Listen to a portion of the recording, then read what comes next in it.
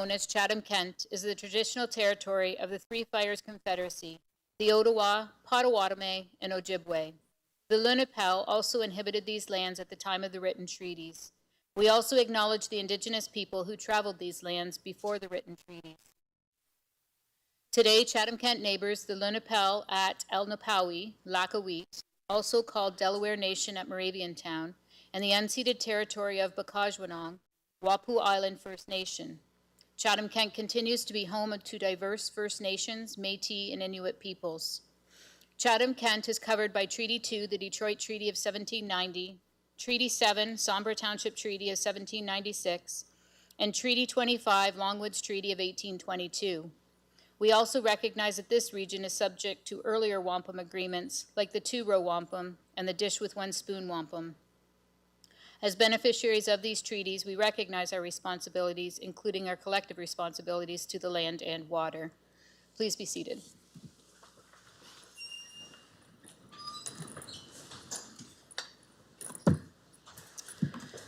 Mr. Mayor, as we move on to the supplementary agenda, there is not a supplementary agenda this evening. However, due to a full agenda, the following 4 reports will be postponed to the August 10th council meeting, and those items are 17C, the Clearville Park Review, 17E, the Recreation Advertising and Sponsorship Update, 17H, the Housing Maintenance Expenses, and 19B, the Landlord and Tenant Board Update. Rules of decorum at a council meeting. The municipality of Chatham-Kent supports open meetings that welcome debate of public policy issues in an atmosphere of inclusiveness, integrity, civility, fairness, and respect for differing points of view. Anyone conducting themselves in a way that disturbs, disrupts, or impedes the orderly conduct of the meeting, interrupts or makes derogatory statements or hate speech, defamatory comments about councillors, staff, speakers, or fellow members of the public, may result in removal from the premises.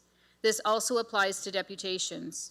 We ask that you do not approach members of council if they are seated in their council seats. The public, unless invited, is not permitted to come into the gated horseshoe area. The use of posters, signage, or literature is also prohibited. Mr. Mayor, we have 2 councillors participating virtually. That's Councillor Hall and Councillor C. McGregor. And we have regrets from Councillor Crew and Councillor Wright. We have 3 disclosures of pecuniary interest for open session agenda items. The first one is 12A, the planning application for 15072 Scott Line by Councillor Story. The second conflict of interest by Councillor Story for the LC Leclerc Farms on Rivard Line. And the third conflict of interest is Councillor Jubinville with regards to 17J, the encroachment of private sanitary force main in the community of Dover. We'll now move on to the artist feature, and I will pass it over to Councillor McGrail. Thank you. Through you, Mayor Caniff. Performing for us tonight is Jacqueline Wills. Hailing from Dresden, Jacqueline is a rising star in country music. Since releasing her debut single, Hate That I Can't Hate You, in 2024, Jacqueline has been on a steady climb, capturing ears and hearts across the country. Summer 2025 saw Jacqueline taking the stage at some of Ontario's top festivals, including Music in the Fields, Sauble Beach Party, and Hayloft Music Festival. With over 500,000 combined streams since her debut, growing industry recognition and strong songwriting credits to her name, Jacqueline is stepping confidently into stardom. Tonight, as part of her summer 2026 performance lineup, we heard her perform the national anthem. And now, Jacqueline will be singing one of her own original songs. Thank you. Oh my goodness, that was so lovely. Thank you for the awesome introduction. And thank you to Council for having me out tonight. This is such a treat, especially to kick off my Canadian run of shows for the summer. And I'm gonna share a new song with you guys, if that's okay. My little sister got engaged a month ago. She got engaged on a Monday. We wrote the song on a Wednesday. Because she continues a very long line of high school sweethearts in my family. I did not follow that path, but I hope to one day find a love like that. This song's called All in Kind of Love. That high school sweetheart face seemed to pass me by. Yeah, that's where my sister met the love of her life. Yes, she did. Mommy and Dad kissed after class, a textbook case I wish I had. Where did all the cowboys go? I need one to find his way home. I'm looking for an old thing kind of love. Sweep me off my feet, never get enough. I don't want another, almost maybe. Sign me up for meant to be. I wanna feel the way forever does. I want an all-in kind of love.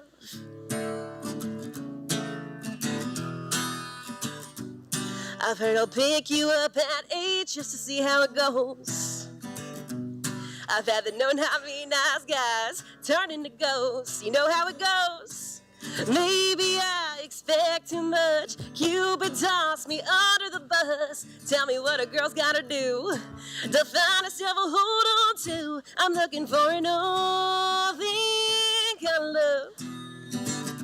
Sweep me off my feet, never get enough. I don't want another, almost maybe. Sign me up for meant to be. I wanna feel the way forever does. I want an all-in kind of love. I want an all-in kind of love. I want the slow hands, the kitchen dance, a kiss like a Hallmark romance. I want the porch lights, the butterflies that I know in his eyes. I'm looking for an old thing kind of love. Sweep me off my feet, never get enough. I don't want another, almost maybe. Sign me up for meant to be. I wanna feel the way forever does. I want an all-in kind of love. I want an all-in kind of love. I want an all-in kind of love. Thank you guys so much.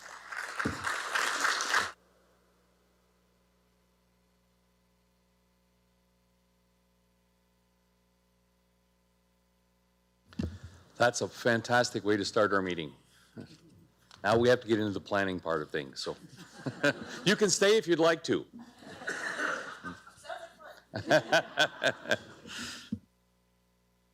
We'll go to item 12, planning.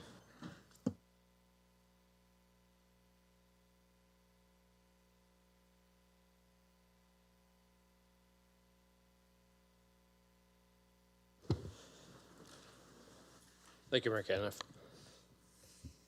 The process to be followed for each application this evening will be as follows. 1, the clerk will announce the item and indicate if any written submissions are received.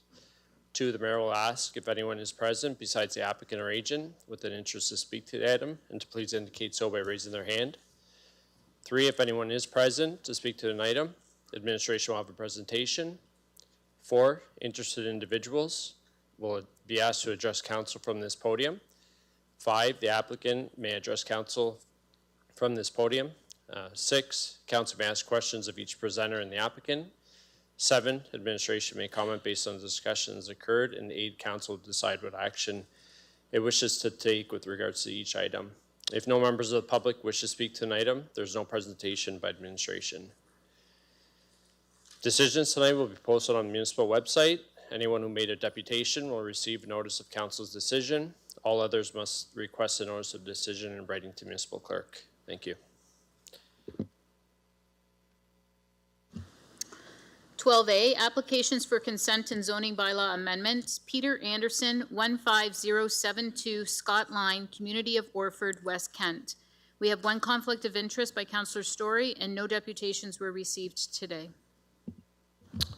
Is there anyone present other than the applicant or the agent with an interest in the application? If so, please indicate by raising your hand. Seeing none, Councillor Anderson, Councillor Harrigan, can you move this, please? I'm happy to move it. And second. Any questions? Seeing none, we'll put it to vote.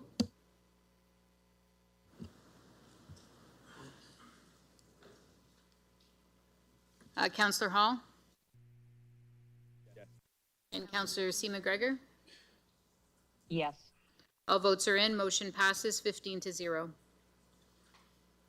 12B, applications for consent and zoning bylaw amendment. LC Leclerc Farms, Inc., Rivard Line, Community of Dover, North Kent. We have a conflict of interest by Councillor Story, and no deputations were received. Is there anyone present other than the applicant or the agent with an interest in the application? If so, please indicate by raising your hand. Seeing none, Councillor McGrail and Councillor Jubenville, can I get you to move this, please? Yes, I'll put forth. And I'll gladly second it. Any questions? Seeing none, we'll put it to vote. Councillor C. McGregor, Yes. Councillor Hall. Yes. All votes are in. Motion passes 15-0. 12C, application for zoning bylaw amendment, Maple City Baptist Church, 9399 McNaughton Line, Community of Chatham Township, North Kent. There were no conflict of interest and no deputations were received. Is there anyone present other than the applicant or the agent with an interest in the application? If so, please indicate by raising your hand. Seeing none, Councillor Jubenville and Councillor McGrail, can I get you to move this, please? I so move.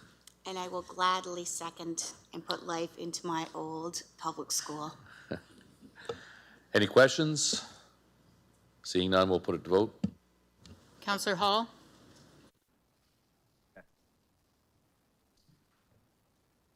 Sorry, Councillor Hall. Yes. Thank you. And Councillor C. McGregor? Yes. All votes are in. Motion passes 16-0. And the final planning application, 12D, Growth Management Policy Amendment to the Official Plan and Southwest Chatham Servicing Study. I'd like to pass it over to Director of Planning Services, Ryan Jocks. Thank you, Your Worship.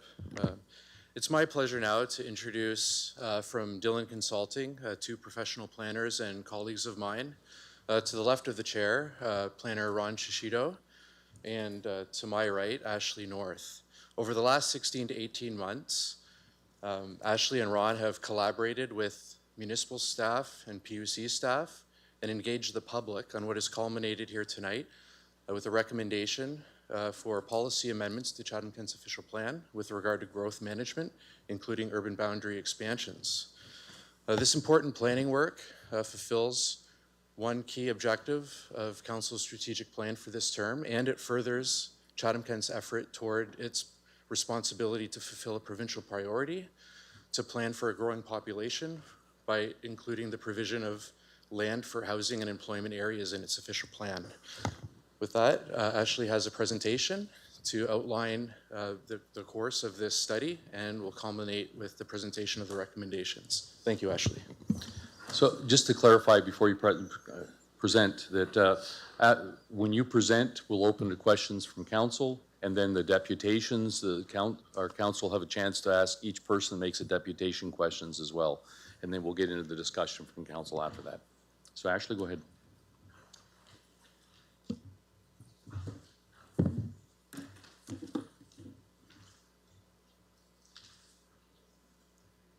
Good evening. Thank you for having me here.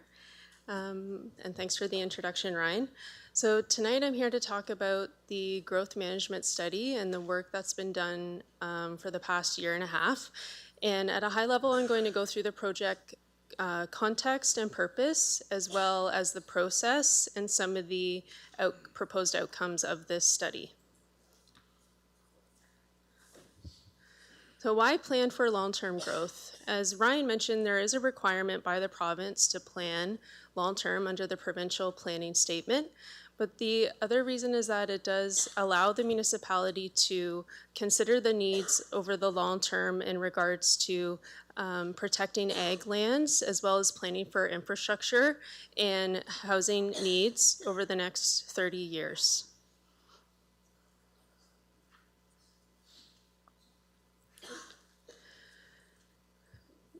With the need to plan for long-term growth, Watson did a comprehensive review for the municipality completed in 2023.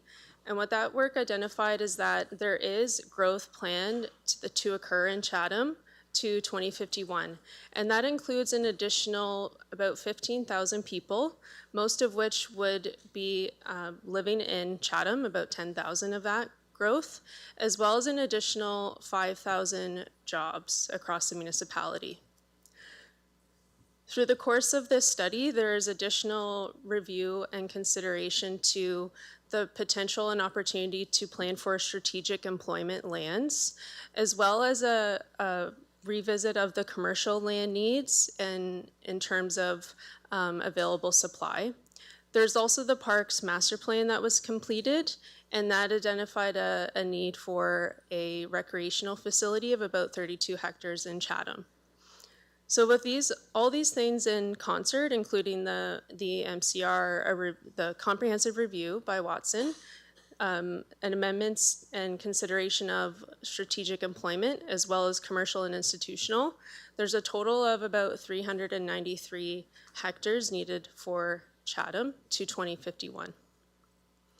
In Tilbury, there's a residential land need of about 18 hectares. And for Wallaceburg, this study has an opportunity to provide diversity of land ownership and reallocate residential supply of about 32 hectares.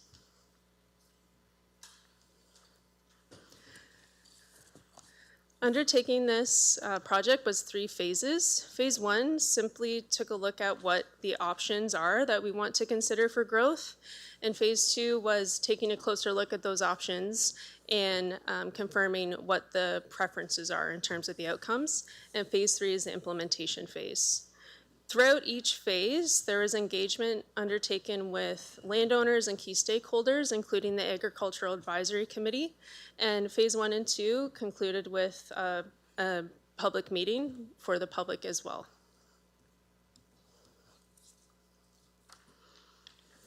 So guiding this project, recognizing that there's numerous opportunities for growth in Chatham-Kent, there are 4 guiding principles that help guide us throughout, including consistency with the provincial planning statement, implementing the identified land needs, so ideally we would be aligning what we bring in with the numbers that I just went over, as well as an objective of diversity of land ownership to have a competitive market and encourage building housing.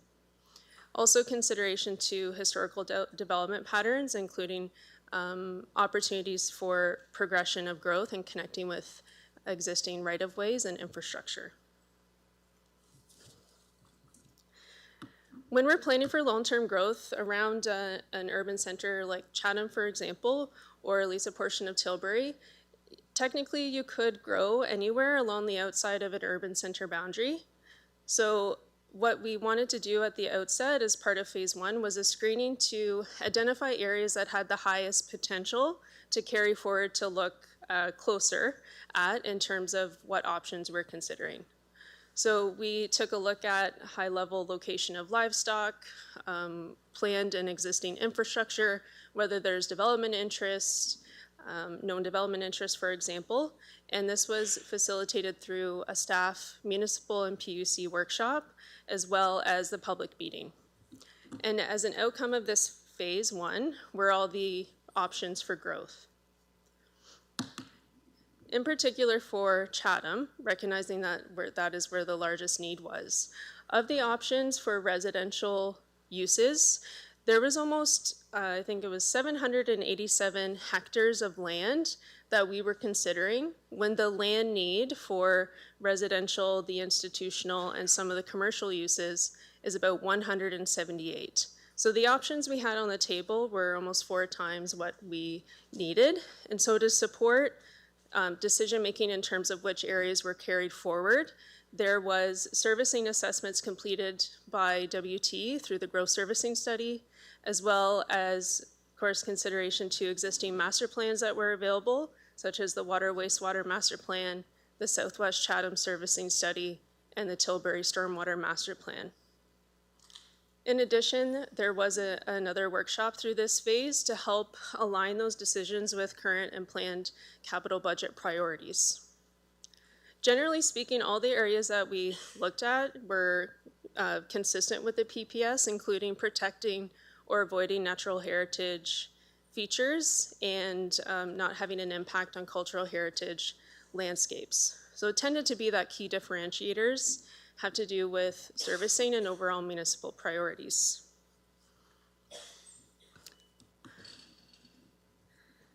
So the preferred options, they were shared as preliminary preferred for feedback at the end of phase 2. And based on this feedback, we have, and through this process, 7 areas that are identified and recommended for expansion within Chatham. Of these areas, Area A to F is about 173 hectares, and it's proposed to be designated to satisfy the residential, some of the commercial, and the institutional land need that I mentioned. A couple of these areas are in the north of Chatham, including along St. Clair Avenue and south of Gregory Drive near the Cherry Grove lands, and a number of them are in the southwest, recognizing available and planned infrastructure in the strategic area for the municipality. Also want to draw your attention to, and hopefully you can see it, Area G, which is a green area proposed for employment uses. So this area comprises 223 hectares that, as I mentioned, is intended to be for employment uses, as well as a regional commercial node at Bloomfield Road and 6th Line. This map also shows the Southwest Chatham Secondary Plan, which is proposed as a policy area, which is aligned with the geography of the Southwest Chatham Servicing Study. I just wanted to highlight that because I'll mention it again later. Recognizing what I had mentioned about having almost 4 times the land options as there was need, there were areas that were not carried forward at this time as part of this review, and a number of those areas, particularly Area 1, 6, and 7, had to do with significant unplanned servicing requirements. Area 5 meant that there would need to be infrastructure investment that would contradict or require different priorities than investing in Southwest Chatham.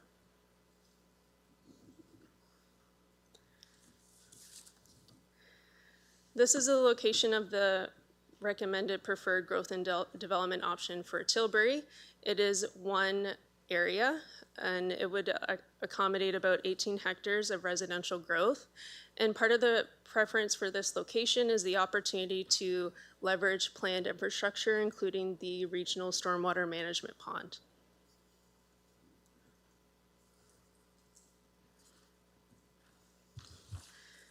This figure is showing the 4 preferred areas for settlement boundary adjustments for Wallaceburg, including along Dufferin as well as Baseline.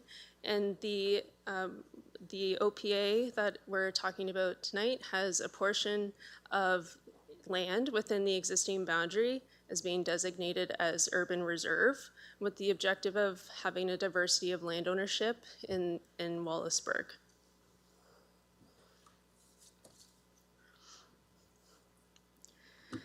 This slide that you see here essentially summarizes the contents of the OPA, the official plan amendment, and what it is trying to achieve. A number of these policy directions have to do with implementing the comprehensive review, recognizing that the current official plan only goes so far, and we wanted to update the planning horizon to 2051, including the growth projections, as well as applicable intensification policies as a key component of overall growth, and that includes adjusting the housing mix to align with what was identified by Watson.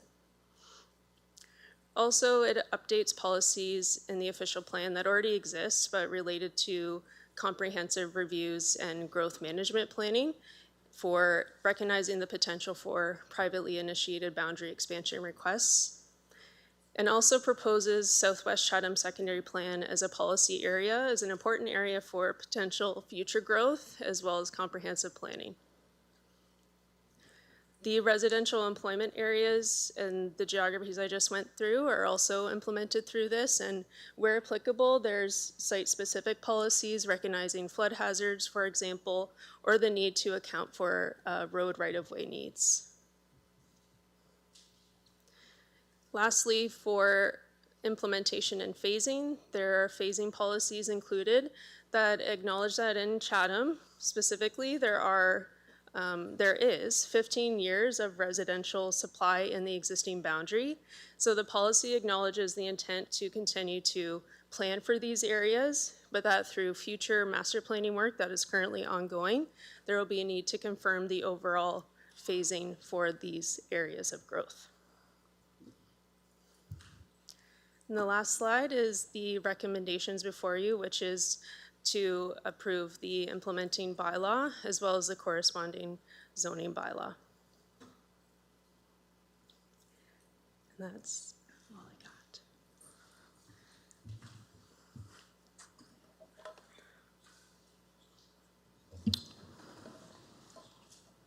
got. Right now, then we'll open up to questions for council. Anybody has questions for Ashley, this is the time to ask.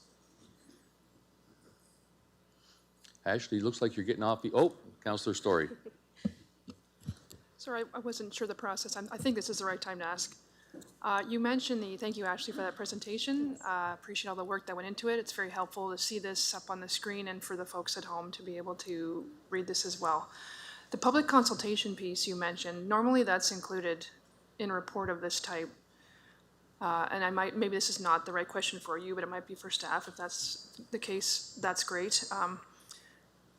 Is there a reason why the results of the public consultation are not included, in an appendix or what have you? We normally do see that in a report of this type. Thank you. Thank you. So for the question is about the structure and the content of the report. Sometimes there is a specific chapter in reports or documents like this that document the outcome of the feedback. In this case, how we approached it from a reporting perspective was to include the materials in the appendices, because throughout the process, the feedback was incorporated into the outcomes of the report, or the work that we're doing. Okay, and was that identified as?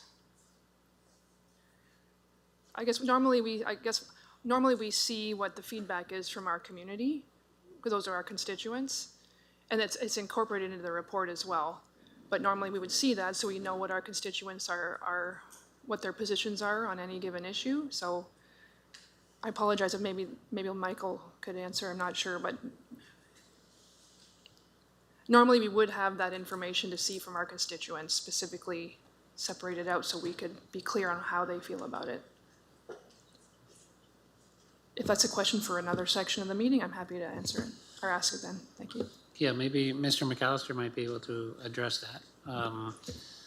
I think it depends on how it's delivered. I will say that sometimes feedback is specifically referenced and attached, but other times it's just incorporated into the report. So maybe Mr. McAllister can add something to that.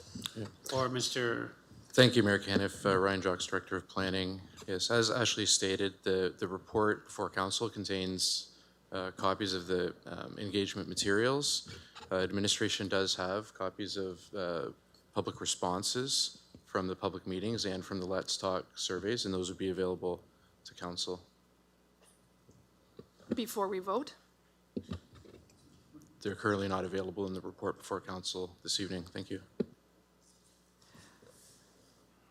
Okay, well, I will have to say that from my perspective, that's an important piece of understanding how our constituents feel about any given issue. So I cannot support something before the public consultation is included one way or the other. I think that's pretty standard in the reports we receive from administration, and it's not a criticism, Ashley. That is a pretty important piece for me to have in front of me as an elected official. So unless we can defer this for a vote until we have that piece of it and have a little more time to review. Thank you. Councillor Harrigan? Thank you, Mayor Caniff. My question was, I have a very specific question, but I'd just like to follow up on Councillor Story's question for my own clarity. Because this happened in phases, like I know there were a number of open house sessions that took place, was the feedback that was provided at those sessions incorporated into this final report? Can that be confirmed by staff and our consultant? So it was incorporated into the outcomes of the work. So as an example, through phase 1, we were seeking to confirm if there's areas that we missed that people thought should be included. And as an outcome of that, there were lands added or refinements to the boundaries based on that feedback. That's what I meant by that. It's been incorporated. Okay, thank you for that clarity. The question that I have, and I apologize, it's quite specific, but in the Tilbury area where there's like an option for the boundary expansion, Tilbury's undertaking its stormwater master plan, and I know that there's concerns in the community about flooding, as an example. Would this expand the boundary and then it would be rezoned in some sort of holding pattern to make sure that before any development happens, we are ready? Because I also recognize it's a field, right? So we have to do water, like there needs to be infrastructure to service it before it moves forward. So perhaps staff can comment on that just to reassure some of those residents. Thank you, Mayor Caniff. The recommendations before council tonight with regard to the official plan amendments go to the extent of adjusting the Tilbury boundary to take in the extent of the lands identified, as well as redesignate them into the residential land use designation. The extent that the zoning bylaw goes to implement future land uses is to rezone it from, rezone all of the lands inside of the new urban boundary from agricultural to deferred development. This is an initial and preliminary step to further urban development in which more detailed planning and analysis at a technical level, including further public consultation throughout these decisions, would be made over the course of the next several years. Great, thank you very much for that clarity. Councillor Finn? Thank you, through you. Thank you for the report. It was very thorough, very lengthy. My question is to staff. What would it mean if we could defer this to the next council? Would it, I had asked if it was time sensitive and I was told no, it was not, so what would it mean? Thank you, Mayor Caniff. I can't comment on what the next council's view on growth management policies would be. However, this information would essentially become more stale over that time as the analysis goes back to 2023, and we'd be adding more time to that. I would say that this project started and relies on other projects which were all directed by council, either the last term of council or this term of council, in the pursuit of growing Chatham-Kent, and in particular providing opportunities to strengthen the economy and provide more land for housing over the course of time. Chatham-Kent's land supply in some of its urban areas, including Chatham, is dwindling. The types of infrastructure investments, costs of infrastructure investments, and length of time to bring these online is several years. It could be 3 or 5 or 10 years away. So, and there are lands within the Chatham urban boundary now that are not serviceable without these investments. So continuing to not make a decision on these growth management policies at this time just has the risk of missing future growth and development opportunities that have been identified through the presentation as well.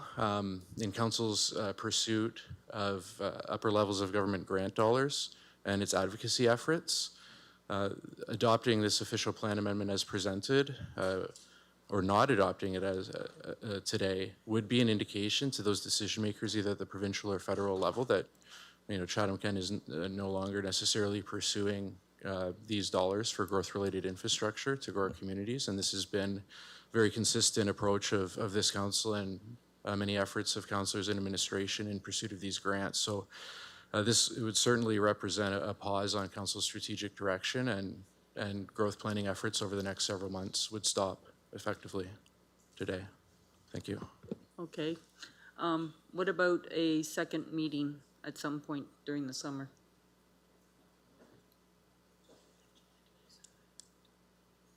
Like possibly July 27th? That way any feedback that came through the Let's Talk could be provided to council, because I'd be very interested in seeing what was said.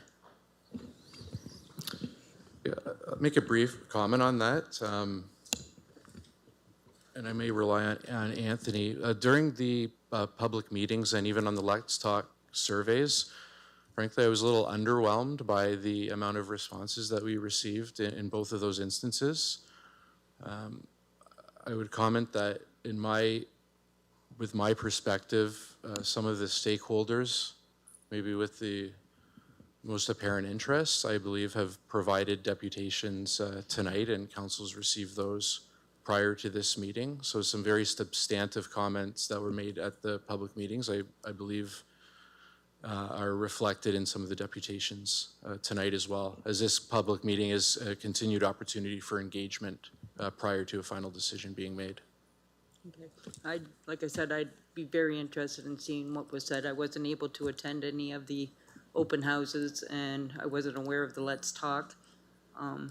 So therefore, like I said, I kind of depend on when a report's brought in, that if there is one, that we usually get a printout of all the comments made and what the questions were that were asked. So as is, I can't accept it tonight. Councillor Scotchy? Thank you, Mr. Chair, and through you. So the report is very specific, and it assumes a lot of long-term growth to justify boundary expansions in specified areas, which I appreciate. I guess the only question I have is that is there an economic risk to looking at those specific areas? And let's say there is like some stagnation when it comes to like population or housing market changes, and now we're looking at individual communities that maybe haven't been identified, in your report. So my question would be, if there was an area that, let's say, sees significant development that's not labeled, that's already deemed to have sufficient amount of lands space, and the boundaries is sufficient already, what would that look like from maybe our point of view? Would then administration be saying, let's say if there was a significant subdivision added into, South Kent, and now we are at expansion, would there be another revision and another planned, document presented to council? Thank you, Mayor Caniff. Well, it hasn't been common in Chatham-Kent since amalgamation to undertake such a growth management exercise. And some of the reasons for that were the trajectory of growth over a number of years, in the past decade or two. But what we're seeing now with steady growth, this is an opportunity where at a minimum, this would be happening every 5 years, and council could direct a review of all of Chatham-Kent's urban areas or specific urban areas at any time under current provincial policies. So I think what council will see in the future is this is a bit of a turning point, and this is a more regular conversation around in this room with regard to growth management policies. As it relates to the shifting of priorities, certainly land use planning policy is one aspect of growing our urban communities, but of course, these can only be implemented through complete and sound and forward-thinking master plans for critical infrastructure services and third-party services to implement those plans. So there's always time from a land use plan to master servicing plans and to an investment strategy to actually bring these plans online. So while a planning decision can be made fairly swiftly in terms of shifting priorities, there will always be that time and investment required to bring in those critical building blocks of our communities in any center. So that's why it's important to look at these regularly and have up-to-date master plans and up-to-date financial strategies to implement Chatham-Kent Council's vision for growth in our urban centers.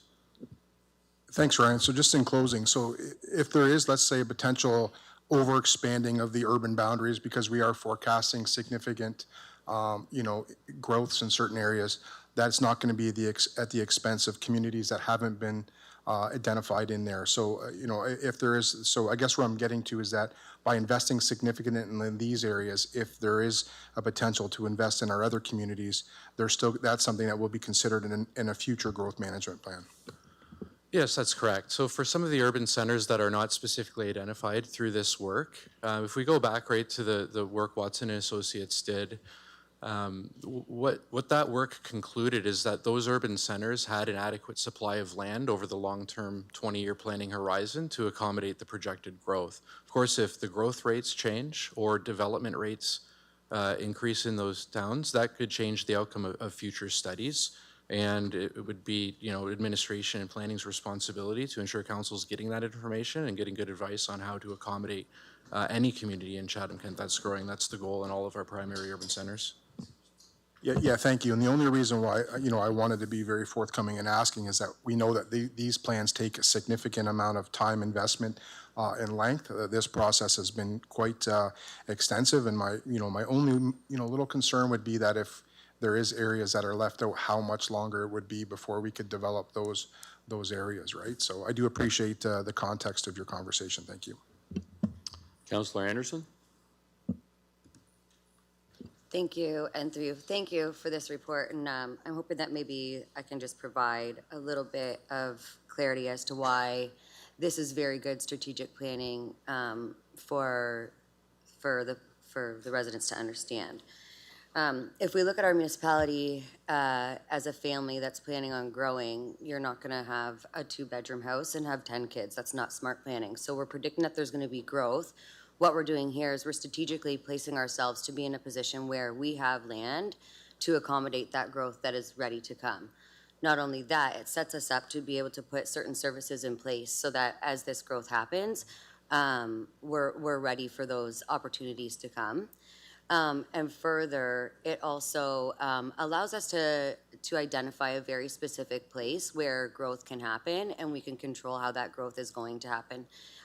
So that it's not just scattered land throughout, that private entities can come in and purchase land and develop what they want there. So while I can see that this may be seen as requiring a lot of public input, I think sometimes we are put in this position to be the parent and to set our family up for a strong future, and that's exactly what this document provides, and it's exactly what this recommendation proposes. So I'm happy to support this. I think that it's smart planning, and I will be a yes on this. Okay, I think that's all the questions. We'll move on to deputations. Thank you. So with regards to this planning application, council at noon today was emailed 3 deputations for email only. That was from the Lower Thames Valley Conservation Authority, from the Ministry of Municipal Affairs and Housing, and from St. Clair Regional Conservation Authority. In addition, we have members present to present a deputation this evening. We have 4 individuals here. I'll remind all the individuals doing a deputation, you have a maximum of 5 minutes, and the timer will be on the screen so you can monitor. The first speaker this evening is Henry and Ed Retz. If you'd like to come to the podium. On deck will be Lisa Lansing. Mr. Retz, are you here? If you'd like to come forward to do your deputation.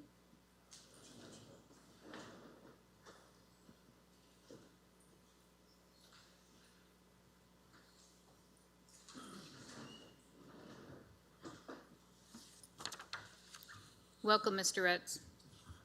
Mr. Mayor, members of council, I would like to make a presentation, but I have Mr. Tom Story with me. I'd like him to make a presentation before my presentation, if you don't mind. Okay, so we can move Mr. Story up then, and then Mr. Retz, you'll be on deck. So I have Mr. Story here, and he speaks on behalf of Fourth Glade, Kringa, and First Family Homes.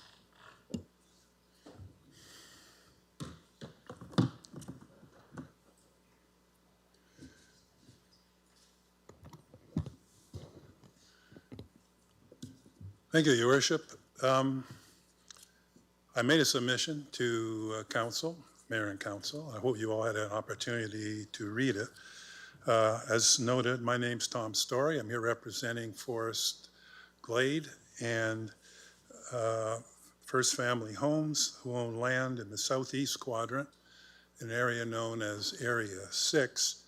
It represents, the land itself is about 60 acres, but Area 6 also includes 50 existing dwellings around 30 to 60 years old, typical suburban development, all on septic tanks. And I want to make it clear, we're not here to oppose the lands that are proposed to be brought in. We're not opposed to that. We're not opposed to any of the policies and official plan 90. Our concern is, in fact, the lands that were not included, and that's what I want to address myself to. I have reviewed the Southwest Chatham Servicing Study, which is dated June 30th, 2026, so it's a pretty recent document. We got it last Tuesday and have been trying to import that into what our concerns are. There was no public consultation listed with that.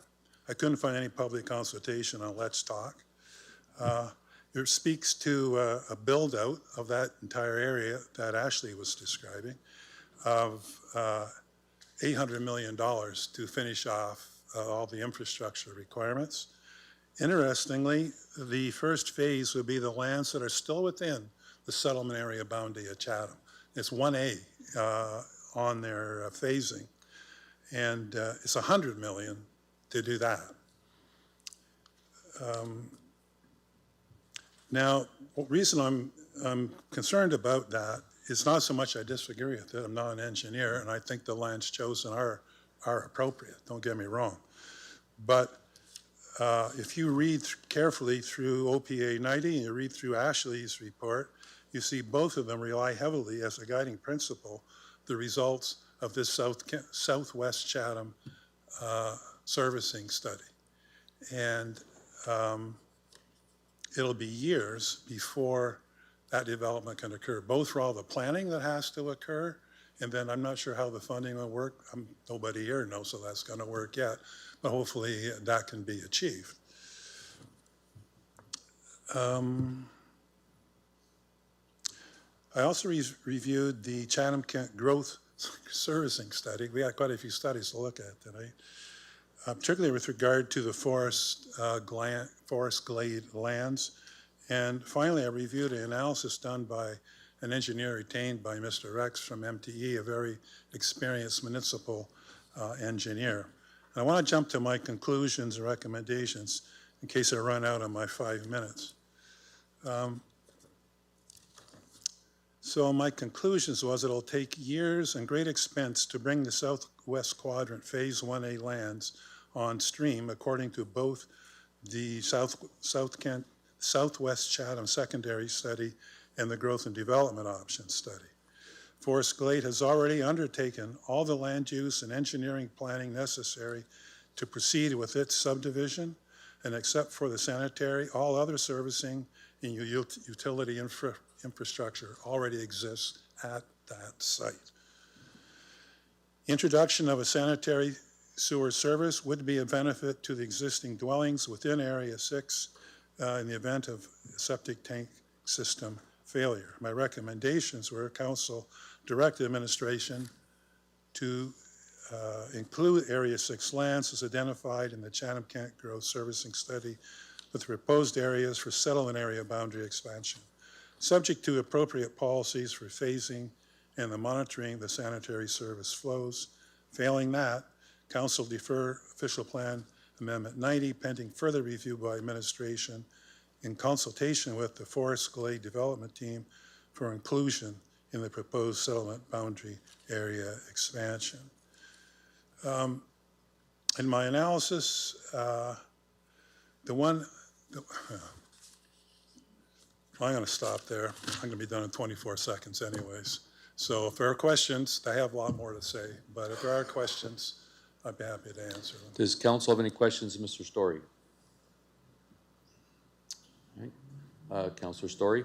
I'm just declaring a conflict with any questions or responses with this speaker. Sorry, Dad. Thanks.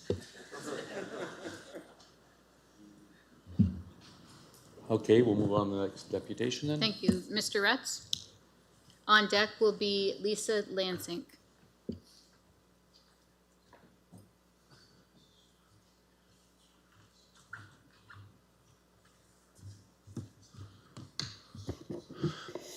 Mr. Story, if you could move on, please. We have another deputation. Thank you. Thank you, Mr. Mayor and members of council. I'm here today in regards to the parcel of land known as Area 6 in the Growth Servicing Study report of January the 2026, which you've received copies. Now, in the June 2026 Growth and Development Options for Settlement Area Boundary Expansion report that you've also received, Area 6 was not carried forward for growth as part of the comprehensive review. even though we meet all the requirements. So I'm requesting that this decision be amended so that Area 6 can be included in the settlement area of the City of Chatham. Area 6, for information, is located at the southeast quadrant of the city, across the Maple Leaf Cemetery at the corner of Indian Creek Roads and Creek Road. In both reports that I mentioned, Area 6 was grouped with Area 7.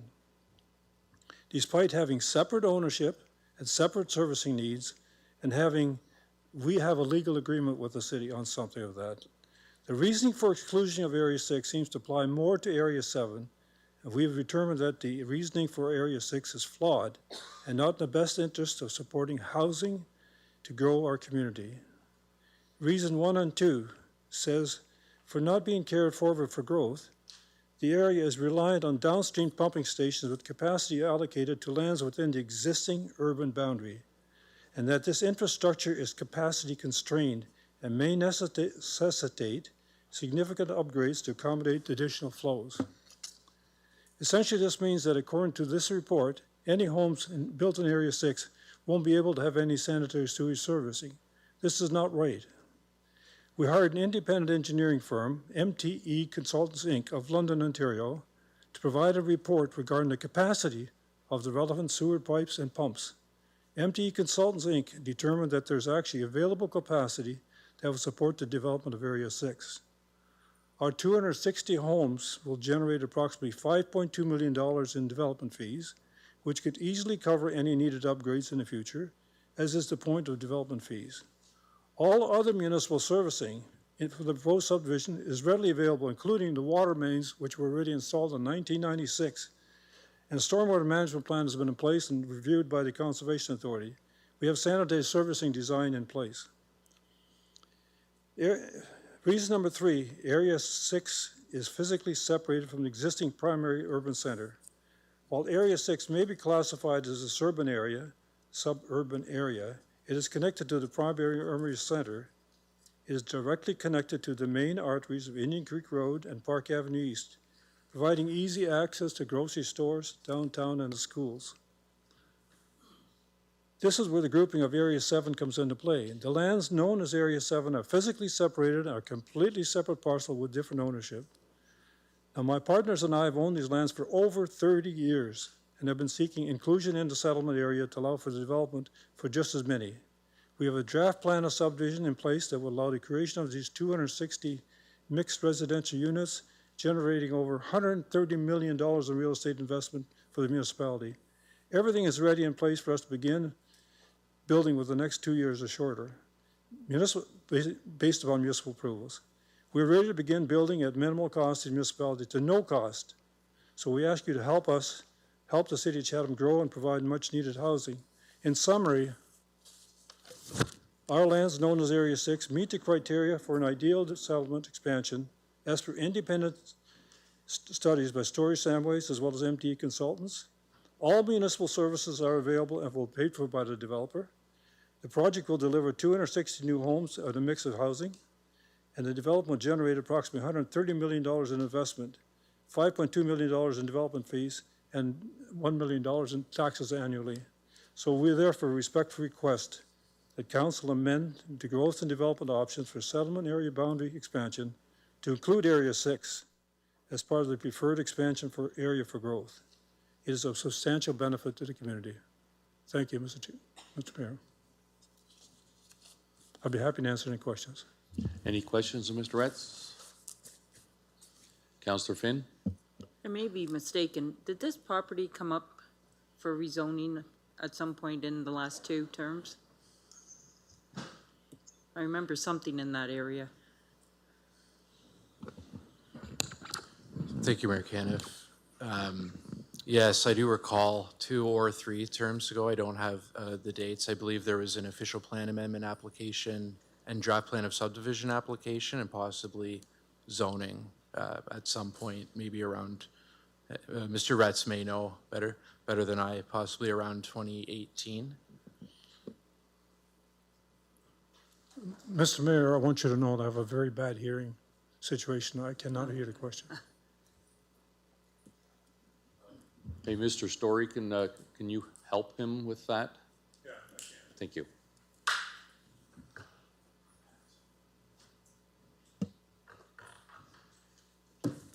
as I said in my email, in 2014, following several years of negotiation, and that's when I was doing the development review for Chatham-Kent, and before I was actually retained by Forest Glade after that. So it came forward, a draft plan of subdivision, zoning, official plan amendment, a stormwater management plan that had been included in that.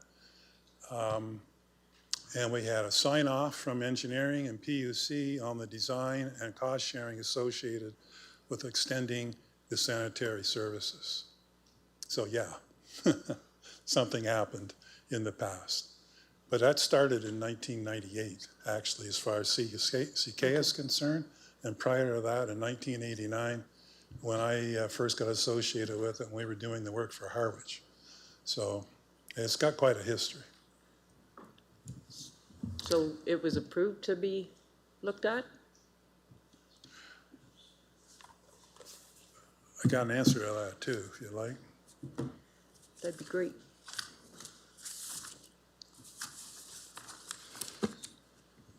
So we had a meeting lined up. We were very concerned about the phase 2 study that was carving Forest Glade out. And so we arranged, through Ryan, we arranged a meeting with our team and with Ryan and Bruce McAllister and several people from the engineering department and the PUC. And I submitted an email in advance saying, here are the questions we want to talk about and what we want answers to. And the first question was a 1998 resolution by council to extend the southeast quadrant settlement area boundary in principle as proposed in Harwich OPA 33 to amalgamation, which included the Forest Glade plan, take it into account. Answer, no. Second question, was the fact that the FG proposal brought to council in 2014 had all the background work associated with a secondary plan completed or otherwise accounted for? Answer, no. Did the infrastructure analysis take into consideration the comprehensive engineering studies with particular regard to sanitary services undertaken by Win Elzinga, an excellent professional civil engineer and a partner of Mr. Rex before he passed, and Todgham and Case, who are a well-recognized engineering firm? Answer to that, no. Was the minutes of settlement agreement considered? No. So that answers that question. None of that was taken into account. At least that's what we were told at that meeting. Could I ask one question of staff then?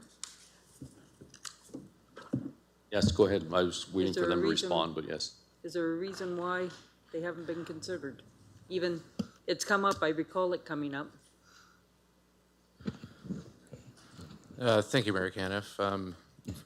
I don't have direct experience with some of these processes. Some of the later ones I do. Look, these are all decision-making processes that went through a public process. They're public record, and they were all concluded in some way, shape, or form. This was a new process with new methodology and a new time going forward. It's not that they're not known or we're not aware of the history.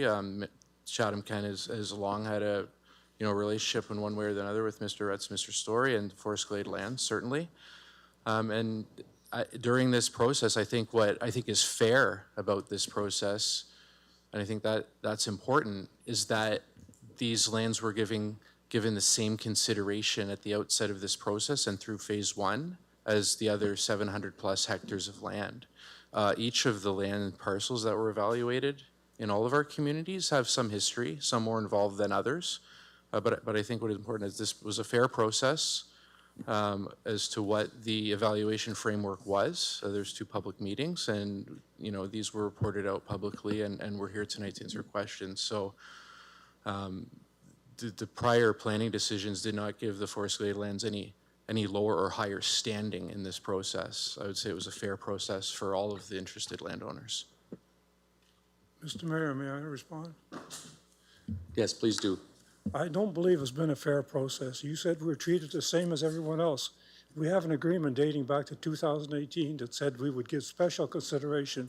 We've not received special consideration. We have no additional meetings.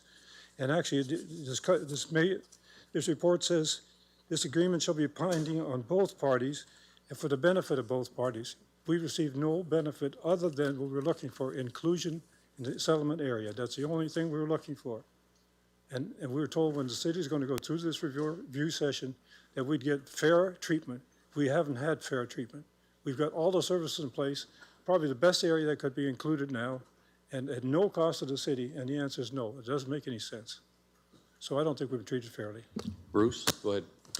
Thank you, Your Worship. Just to go back a couple steps, maybe going back to 2014, if you recall, there was a similar exercise that was done then. At the time, there was no justification to bring additional lands in. The supply within the boundaries was sufficient in a nutshell. That's why it didn't move forward then, although there were some appeals. In 2018, that was part of that what Mr. Retz is referring to. The memorandum of understanding said we would undertake a comprehensive review. We did do the land use analysis or land needs analysis back in 2019. That was brought to council in a report just before the holidays. Again, that concluded there's no justification to move forward with boundary expansions just based on our growth rates at the time. And that led to council actually taking a number of steps to encourage growth in the community. One was the development of our community improvement plan and some other major investments in looking at our servicing capacity and master plans. Then COVID came, we saw a boom in growth over the next few years, and we saw the need to look at this again, and now you're seeing the land need identified. And in that letter, like that he's referring to, we acknowledged that we would take into consideration these lands, acknowledging that. It didn't say it'd be given special consideration. We just acknowledged it would be part of the process when we reviewed this again. So hopefully that answers the question. So Councillor Anderson, Councillor McGrail, I've got you. Do you have questions for Mr. Retz or comments? Because if this is just for questions for Mr. Retz. Councillor Anderson, do you have a question? Well, I guess maybe through you, it's just for a point of clarification as to the expectations of both parties on this parcel of land. So my question is, the municipality not looking at this land to purchase, does that then stop them from being able to develop it on their own at any point in time?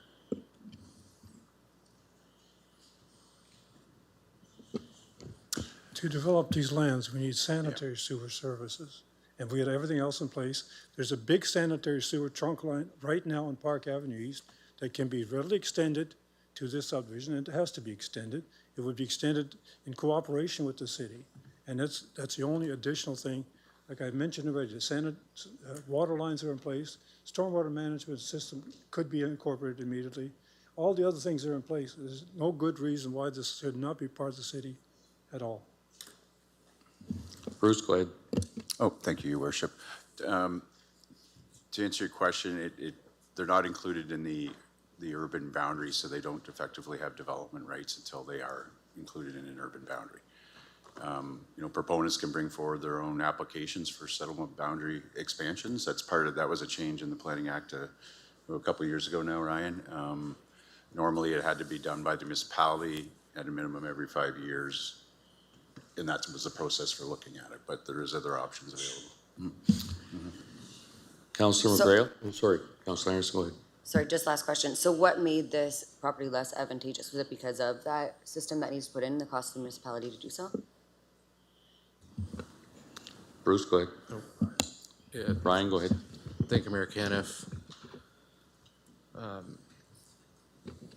We'll refer to these lands as Area 6. So Area 6 was evaluated through the growth and development options analysis and was not identified as a preferred growth area based on the overall evaluation framework, including servicing considerations, growth management objectives, and their location relative to the strategic growth strategy moving toward the southwest.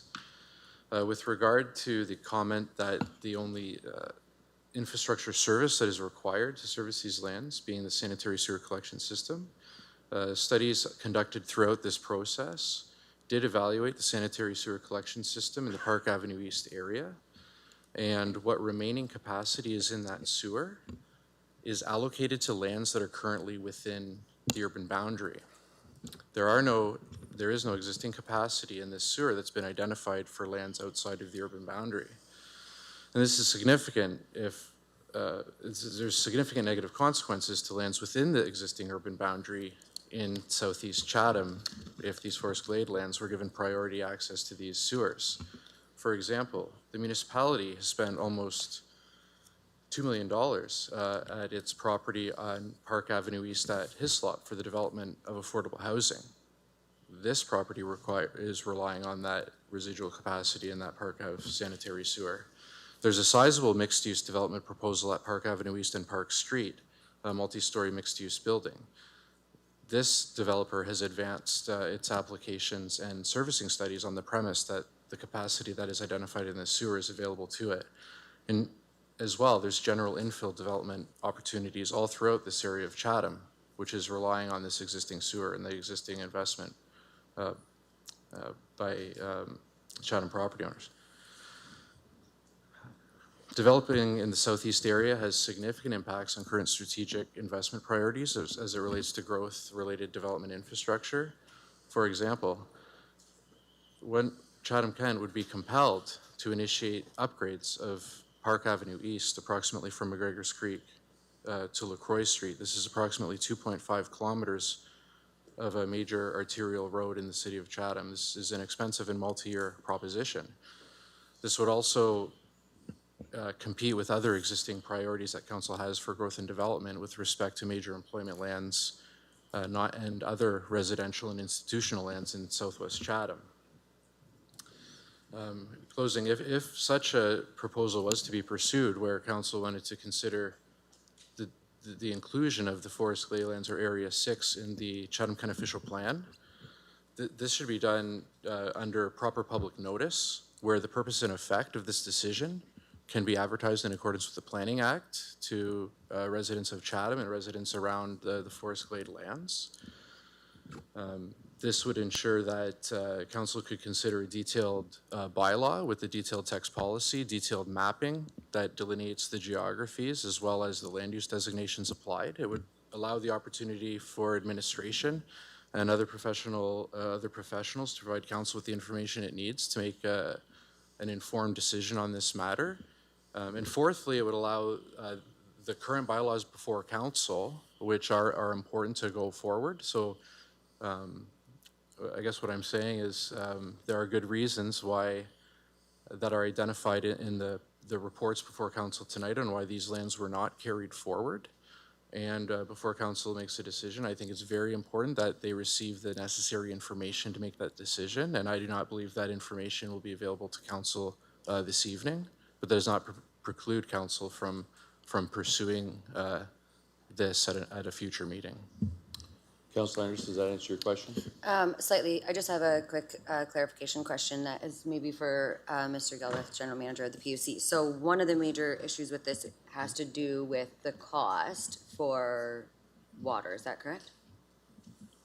Thank you, Mr. Mayor. Darren Gelrith, General Manager of the Chatham-Kent Public Utilities Commission. No, water is already down Creek Road. This is about the sanitary sewer capacity on Park Ave from McGregor's Creek all the way to basically the sewage plant on Irwin Street. Sorry, I'm asking which department responsibility that is. Is that through the PUC? Yes, that would be part of the PUC, but obviously to rehab Park Ave, we're looking at all the utilities through that whole corridor. No, for sure. My question with that is if the municipality were to own this land, the PUC only gets funded through DCs and water rates, correct? So we would have to significantly increase water rates if we were to start to develop this land on our own rather than someone developing it. Is that correct? That's correct. Thank you. Councilor McGrail, do you have a question of Mr. Ritz? Yeah, just for clarification really quick, I think it was answered, but at the current moment, what are these lands as zoned as? That's a question for staff, so Okay. there will be an opportunity. We'll just wait for that. Yes, Okay. there'll be an opportunity to ask the staff questions. Number 6, zone 6 is what I'm Yes. talking about, but okay. Okay, I think that's, seeing no other questions then? Mr. Mayor, could I have one more thing? I didn't want to get in an argument with the staff, but on the matter of water, in one case in the report, it says that the city should spend $230,000 to work with water. Water's in place. Another place it says that the city should spend $2 to $5 million on that same water system. You don't have to spend any money on the system. Okay. And then additional to that, we had an expert look at this. I looked at these facts, information I got from the PUC. Our sewage treatment plant is operating at roughly 60% capacity. There's capacity. The report that you did for you said there's 60 to 70% of the sewer is used. That means there's 30 to 35% still capacity left. We would use up about maybe 5 or 10% of that capacity. So, and there's a big sewer going out to Park Avenue East that's been there since 1974. And the pump station, which is called Pump Station Number 9, it's barely used. We've analyzed that as well. We've done great detailed analysis. I'm not cheating you or anything by saying that the capacity is there, and it could readily go, and it could be phased capacity if that's what the city wants to see. Thank you, Mr. Chair. Thank you. Okay, well, Next deputation is Lisa Lansing on behalf of Teresa and Thomas Brady in Collier's Southwestern Ontario Brokerage. On deck will be Zelinka Primo Limited.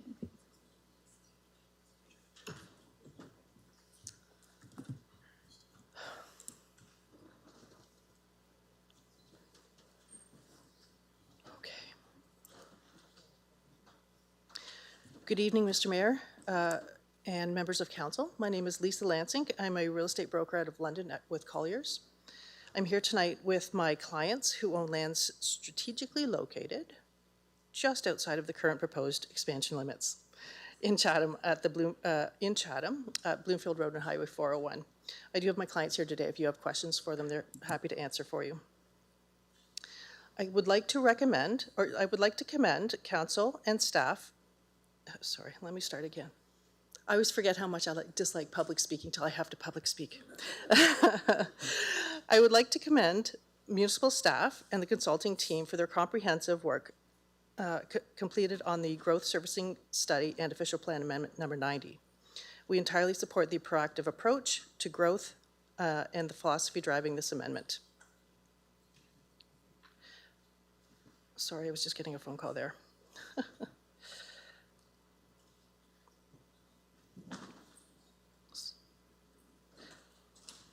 Oh, freaking technology, excuse my language. My gosh. Okay. The decision to expand the settlement boundary is an excellent example of a proactive approach to development. By approving the study and OP 90, Council sets a comprehensive roadmap providing confidence to the development sector to invest in and start supplying development lands to secure an economic growth for the municipality. One moment, please.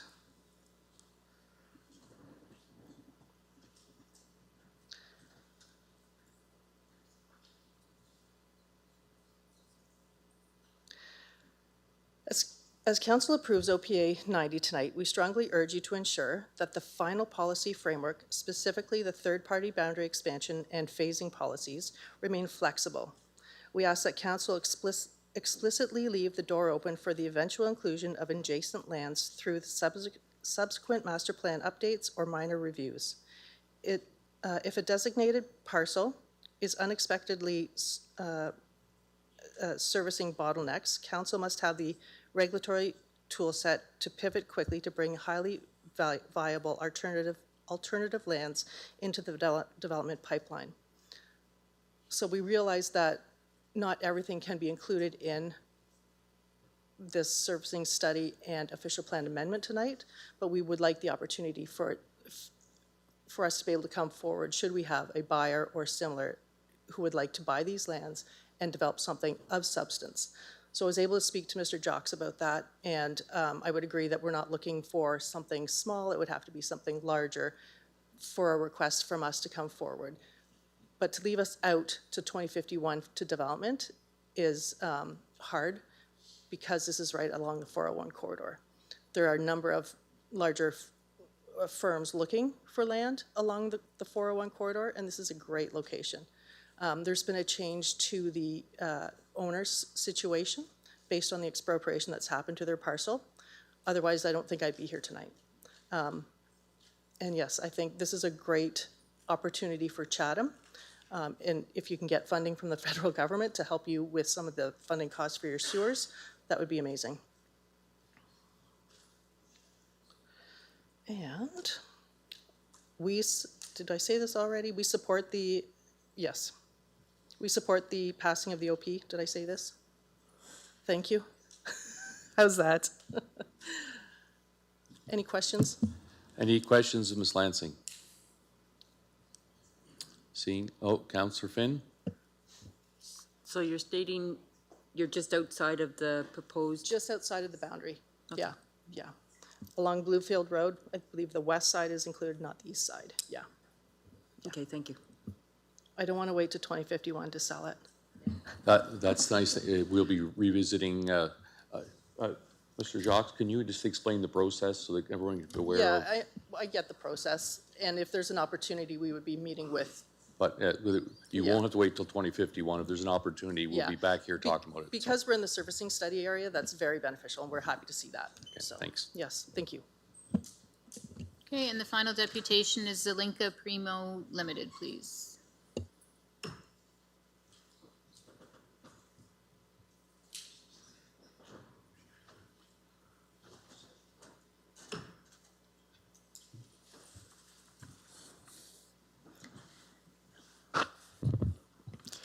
Good afternoon, Mayor, committee members, city staff, and public attendees. My name is Daniele Siqueleira Semprush. I am a planner with Zelinka Priamo, and together with Dan O'Neill, the property owner of the area located at number 7, shown in the presentation, we are here to provide additional information regarding this proposal. So the lands located in Area 7, they were considered as preferred areas, as I can say, growth option during the phase 1. And during that March 2026 public open house materials, we became aware that these lands were not being carried forward. And there is multiple reasons for that was presented there. And they are also presented in the final report. And the reasons include due to servicing limitations and being physically separated from the existing primary urban center. We respectfully disagree with this rationale, and it's our professional opinion that these lands are serviceable. We have retained our own engineering consultant. We can understand that there is some servicing limitations. However, these lands are serviceable. Not only that, the landowner also has an agreement with the PUC to dedicate land for sanitary pumping station number 14, which is also one of the pumping stations that is mentioned in the report. So it's clearly that these lands are extremely important for Chatham-Kent's long-term growth strategy. It's also important to highlight that the subject lands have a settlement agreement, and there is a OMB decision that appears have not been considered in the analysis. And it's our professional opinion that it's an oversight of a legally binding commitment. These lands are part of the O'Neill Development Group, and they are ready to develop upon approval. Also, that is one of the justifications, the municipality rationale for not carrying forward these lands to be included. It's considering that it's separated from the primary urban center. However, it's important to highlight that further east, there is a recently approved plan of subdivision, and including these lands would simply fill the gap between the primary urban center and the lands recently approved for development. It's clear that represents good land use planning in including Area 7 in this proposal now for urban growth. It's also important to highlight that we have concerns in terms of the studies presented. So if you look at the growth servicing and compare that to the information provided and the lands carried forward, we can see that it appears to us our lands were considered only in terms of the historical studies and not in the growth servicing presented.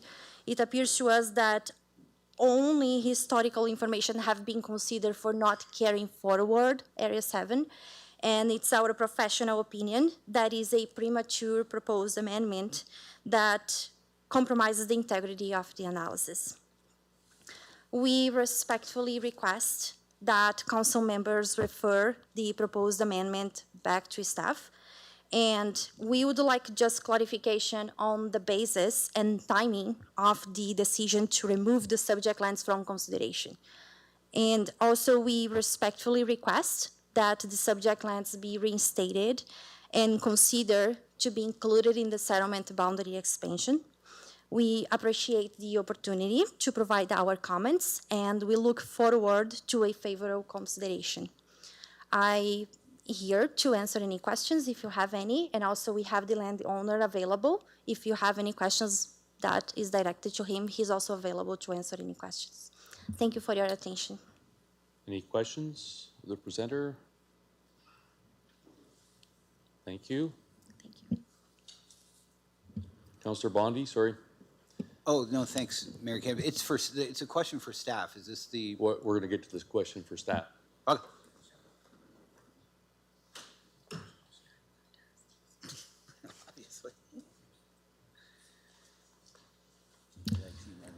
Is there anyone else present other than the applicant or their agent with an interest in the application? If so, please indicate by raising your hands.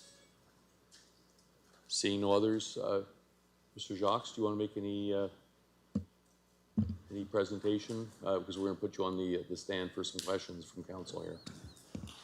Thank you, Mayor Caniff. I'm going to transition over to the podium in anticipation of questions. Okay. So Councillor McGrail had a question, and then Councillor Bondi of administration.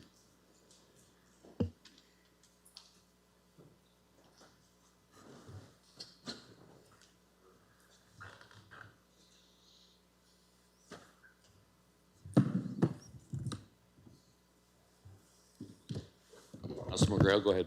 Okay, thank you. Through you, Mayor Caniff. My quick question is, I'm just trying to understand the section number 6. What is it right now zoned at? And has it ever been zoned for residential or anything, a subdivision at this point? Did it ever get to that point through the years? Thank you, Mayor Caniff. I reviewed these lands just now. They are all zoned agricultural, and to my knowledge, they've been in an agricultural zone for many, many years. And has there ever been an application come forward to rezone to residential or subdivision or anything like that that you have knowledge of? Yes, approximately around 2018, and these were refused by council. Okay, thank you. Councillor Bondi. Thank you, Mayor Caniff. Ryan, quick 2 questions. I see in the report there's like an $800 million cost to servicing this stuff. So is that cost incurred if there's no development? Like if say 6 and 7 are included, like are these costs projected? Because there's nothing saying they're going to be developed. They just want the ability to develop. So I guess my question is, do you do any work or PUC prior to confirmed development? Thank you, Mayor Caniff. Councilor Bondi, could you clarify the question? Please? Okay, sure. Do you put sewers in before they build anything? Well, not obviously before, but would there have to be a confirmation that a subdivision is being built before the municipality spends money on servicing? Thank you, Mayor Caniff. So generally, a developer is responsible for local services, which is the sewer collection network on local streets. The municipality is responsible for, say, trunk sewers and pumping station, which would convey from the local neighborhood eventually to the treatment plant. So the trunk sewers and pump stations, as an example, a very general example, would be required prior to approvals of a local subdivision, but the local sewers would come after a subdivision was approved. In terms of the cost, you cited an $800 million figure. If lands in southeast of Chatham were included in the urban boundary, those lands would then be considered in future master plans, and then any associated municipal or PUC public costs would be added to that figure. Right. And then, priorities would compete for those dollars over the course of time. Of course they would, yeah. Naturally. Of course, we don't have $800 million. This is just long-term stuff. But next question, is there any provincial limitation on how much land you designate as preferred to be developed? Like, if 6 and 7 were included, would you have to take that back from the other preferred choices? In theory, yes. So the planning justification provides for a limit of land that can be justified to be brought into the urban boundary through that process. So adding more land, in theory, could be said council should be looking at taking land out elsewhere. There are risks to over-designating land in that, the Ministry of Municipal Affairs, may choose to intervene on such a decision, or they may not. But it would be good planning to include the amount of land area in the urban boundary that can be justified and in locations that are strategic to do so. And these lands now, obviously they weren't chosen, so you don't find the justification to include them. Okay. Mayor Caniff, could I move to defer this to a next, a further council meeting, maybe the next council? It just seems we've got a lot of stones unturned here. Well, there's I'm going to go to Councillor Sakachi. He's got a motion that will probably answer that. Okay, sure. If it covers it, great. Okay, thanks. Yep. So any other questions of administration? Over to you, Councillor Sakachi. Thank you, Mr. Chair. I would like to move the recommendations, but also add another bullet point that states a comprehensive planning and infrastructure study be prepared in consideration of development of lands southeast of the Chatham urban boundary, generally between the current urban boundary and Communication Road, with funding identified in the 2028-2031 multi-year budget process. And if I have a seconder, I can just kind of, go over my comments. Councillor Anderson? Yeah, I'm happy to second that. Scotchy, go Thanks, ahead. Anthony. Yeah, so what we're hearing between a lot of different experts is that there's potential for, the growth, and then we're hearing that those potential growth is something that would restrict other growth. So what my thought process would be is that we could still move forward with the planning process and the growth management plan, but we're talking about not having sufficient information. So this gives us an opportunity to look at some funding in the next budget to do a comprehensive and planning of the infrastructure that would have to be considered to develop that land that they're talking about. So it doesn't close the door on the developers, because they have had this parcel for a long time, but it allows us to do a really comprehensive study to see if this is something that is affordable, obtainable, and detailed information to make a decision that would be as of right now, I just can't say yes or no, because I think that there's a lot of information that we could still get. It's going to cost us a little bit more money, but I do think we owe it to our community as well as to the developers to look at this a little bit more detailed. Okay. Councillor Anderson, do you have anything? Thank you, As Mr. a Mayor. secondary, Yeah, I think that the recommendation is a very good recommendation, but I can also, I see the excitement of us growing and having other parties that want their land to be considered is actually a really great thing. So looking into that and seeing whether that fits into our growth strategy plan I think is responsible and smart. So I'm happy that Councillor Sakachi brought this forward, and I'm happy to support it. Councillor Jumonville, followed by Councillor Story. Okay, I just want to ask the mover, so specifically, does this, your amendment, does this include Area 6 and Area 7? Would that be included in this? This would include Area 6. Okay. Thank you, Your Worship. Sorry. Is it border on this? because it's south of the Sorry, Your road. Worship, I thought, just to clarify, just based on your language there, I would suggest that we would look at area 6 and 7, yeah. Perfect. Yeah, so when I initially started talking to Mr. Jacques last week, I was unfamiliar with the secondary, inquiry coming from that property. So I thought it was just the east, but I guess that does cover it. So can we include that verbiage in there to state area 6 and area 7? I'm completely okay with that. Okay, thank you. Anderson, you okay with that change? Yep. Okay, we will include the 6 and 7 in there. Councillor Story, followed by Councillor Doyle. Thank you, Mr. Chair. Just to be clear, for the record, I did speak with the Integrity Commissioner about whether or not I had a conflict on this matter. She said I did not, but that was with the previous recommendation. So in light of the item 4 is much more specific. So I feel in the interest of transparency, I will declare a conflict at this time just to fall on the side of accountability. Thank you. Councillor Doyle? Thank you, Mayor. I possibly should have asked this earlier. Just on area 6 or 7, is there any percentage of those areas that are currently woodlots? Thank you, Mayor Caniff. Yeah, a portion of area 6 toward the south of that area is currently a woodland, yes. Do you know what percentage of area 6 would be a woodlot? Just roughly. 20, possibly, 15 to 20%, perhaps. I was just curious. Does that come into play at all when we're talking about our planning? Yes. Okay. Sounds good. Thank you very much. Okay, seeing no other questions, then we'll, Councillor Steve McGregor, go ahead. I'm happy that Councillor Sakachi brought this forward.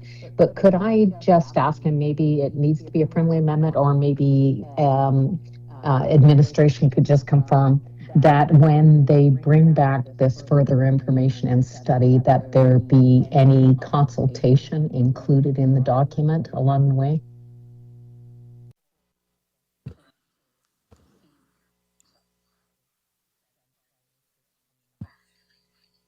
Probably doesn't affect us moving this portion now, but I want to make sure that that happens with the other motion from Councillor Sakachi. I'm okay with that, Mayor Caniff. I'm anticipated being in the budget tab or the, when it comes back for the funding that's identified. Okay, well. But if she's more, Councillor McGregor, my apologies, is more comfortable with adding that into number 4, I'm completely okay with that aspect as well. And I would be very happy with that. I would feel very comfortable with that, to see that that's added in.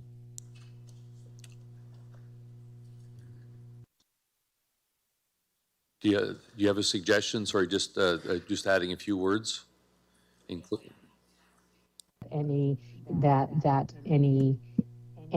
community consultation and results from the community come back with the report.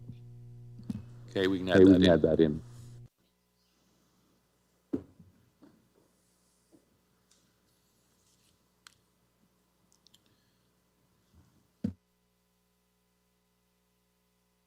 Meredith is back there working her magic.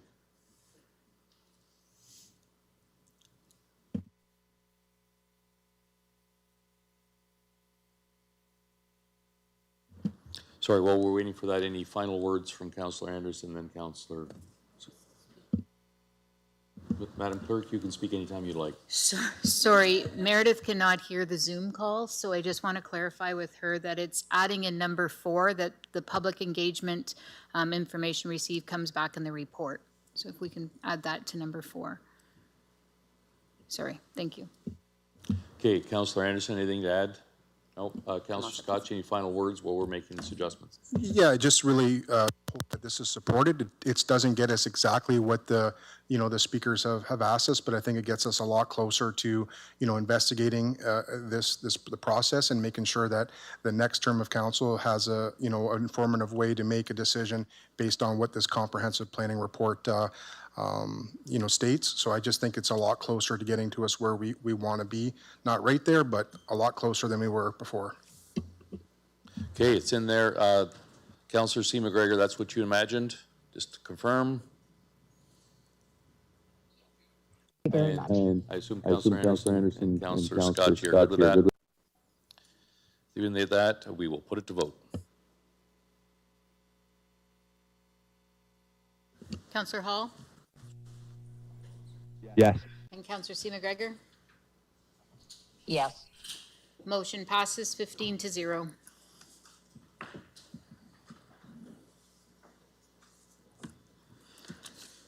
Okay, we'll now move on to the deputations received for this evening. First of all, Council, in your email that was sent out around noon today, we had an email on item 17C for the Clearville Park Review. That report has been brought forward to the next meeting of Council.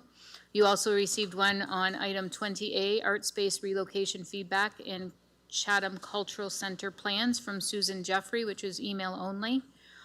On the Zoom call, patiently waiting, is Marley Robinson. Marley, if you'd like to go next and give your presentation, or sorry, your deputation, I'll remind her that you have 5 minutes. Thank you.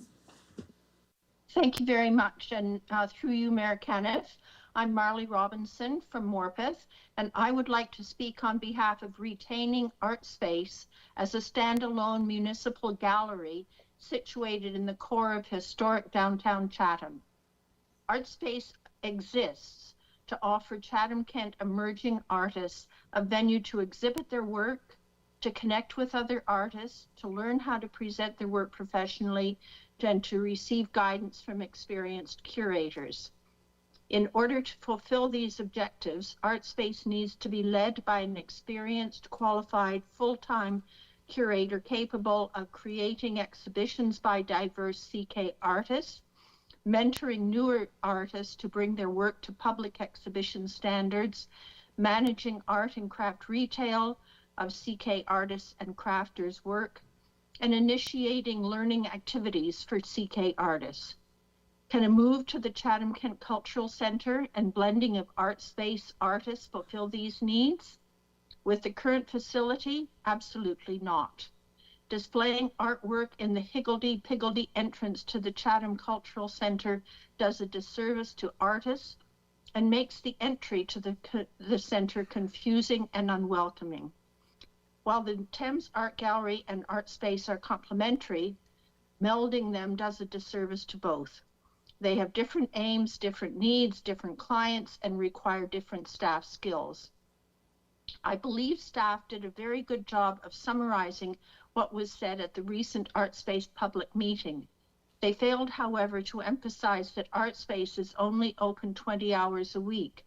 They also missed the fact that no AGM has been held for member artists for several years, and that reminders about artist fees have not been sent out for at least 2 years. Neither is mention made of the lack of promotion for exhibitions and events at Art Space.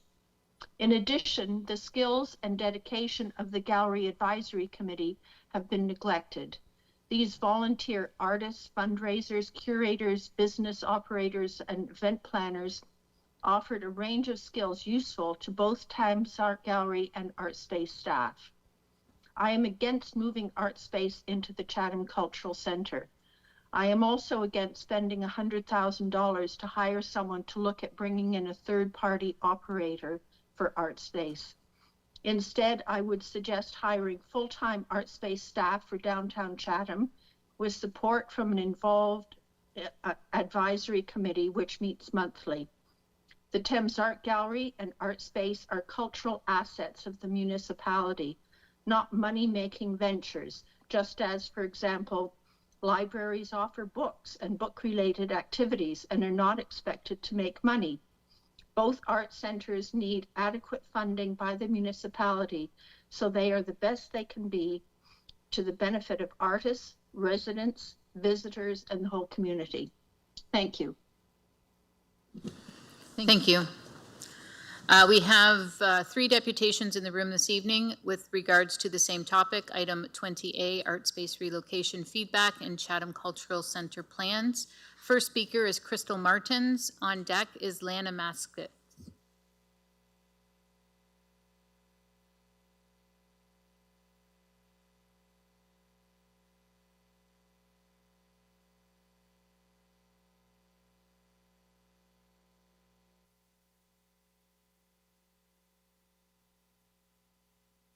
Just push your microphone on. Perfect. Very high tech. Good evening, Mayor and members of Council.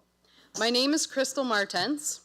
I am here tonight on behalf of myself and many of my creative peers, the up-and-coming artists of Chatham-Kent, hopefully. I'm also here as a resident, a local educator, and a former employee of the Thames Art Gallery and Art Space.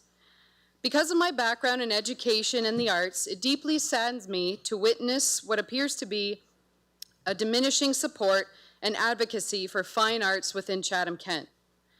I am here to urge Council to pause, reconsider, and reject the current administration's plan regarding the closure and relocation of the downtown Art Space Gallery. The proposal to divide art space among the Cultural Center's lobby, gift shop, and project room is a severe disservice to our community's artists and to CK citizens who get to enjoy their output. Art requires a dedicated, intentional environment to be understood and appreciated. By scattering these exhibits into high-traffic, multi-purpose transitional areas, art space members lose the physical space and the artistic focus their work deserves. Furthermore, cramming these exhibits into the Cultural Center significantly compromises the Thames Art Gallery's traditional showrooms. Worse yet, the recent administrative proposal to hand art space over to a third-party operator feels like an effort to absolve the municipality of accountability for its own cultural assets. These are assets that could be thriving if it had the proper management and direction from trained leaders. We need to openly look at and question the management and leadership in charge of these decisions, as well as their qualifications to make them. It is difficult to view this entire shift as anything other than a messy pivot to compensate for a lack of expert leadership, specifically the prolonged absence of a dedicated curator. Currently, the gallery lacks leadership with formal art education or experience, as right now it's being run by the museum curator. Anyone with an arts or museum exposure would know that these two positions are not interchangeable and each deserve their own respect. When administration makes major structural and operational plans without professional curatorial guidance, they directly compromise the standards of our institutions as professional art venues. This lack of expert art-focused leadership is showing up in how our existing spaces are being managed. Currently, the museum and art gallery are both being taken over by children's zones, placing high-activity children's play areas and craft supplies directly inside the main gallery departments, and it cuts down on exhibition space and puts irreplaceable artwork at direct risk. While I fully support, especially as an educator, accessible programming for families and children, it belongs in a dedicated studio or classroom, not mixed directly into the exhibition footprint of our cultural center and art areas. These actions directly contradict the municipality's I Came Back campaign, if anyone remembers that a few years ago, which encourages educated young professionals to return and invest in Chatham-Kent. As a professional who did exactly that, I believe dismantling our cultural institutions and dissolving dedicated spaces like Art Space completely undermines this strategy. When we neglect quality arts programming, we signal to young families and returning professionals that we are not building a dynamic, forward-looking community that values their talent and expertise. Chatham-Kent deserves better. We deserve a gallery system that prioritizes meaningful art education, elevates public discourse, and grants our community access to exceptional world-class art without having to travel outside of our community. We need to lift our community through engaging exhibitions and trust the public's capacity to appreciate contemporary art when it is given the proper venue and presentation. I ask Council tonight to hold administration accountable. Direct them to halt the closure of the downtown Art Space Gallery, pause the transition to a third-party operator, and commit to securing qualified curatorial leadership in the arts before making permanent choices that will diminish our cultural landscape. Thank you for your time and your dedication to the future of our community. Thank you. Next speaker is Lana Matskith. And on deck is Vicky McFarland.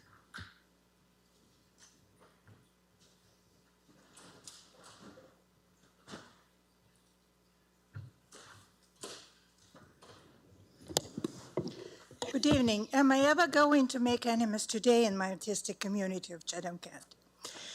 Because my name is Lana Matsky, and I'm making this deposition of a number of arguments in support of the administration suggestion to move Art Space Gallery to the Cultural Center of Chatham-Kent, and I think it has to be done effective immediately.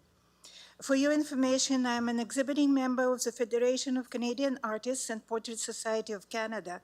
I exhibit my works nationwide and internationally, working with a number of galleries. I also serve as the Vice President of the Board of Directors of the Ukrainian Shevchenko Museum and Art Gallery of Toronto. It is my respectful submission that that the opinion I offer today is based in my extensive experience in both working with galleries as an exhibiting artist and performing in the administrative capacity. After moving to Chatham-Kent nearly 3 years ago, I was accepted to Art Space Gallery as a member in good standing. Over the said period of time, I had many opportunities to marvel at the high caliber of art displayed and offered for sale. However, I have become painfully aware of the fact that art space does not raise to the contemporary requirements of an art gallery when it comes to community outreach and engagement, fostering and promoting art and art making as mandated by Canada Art Council and Art Council of Ontario.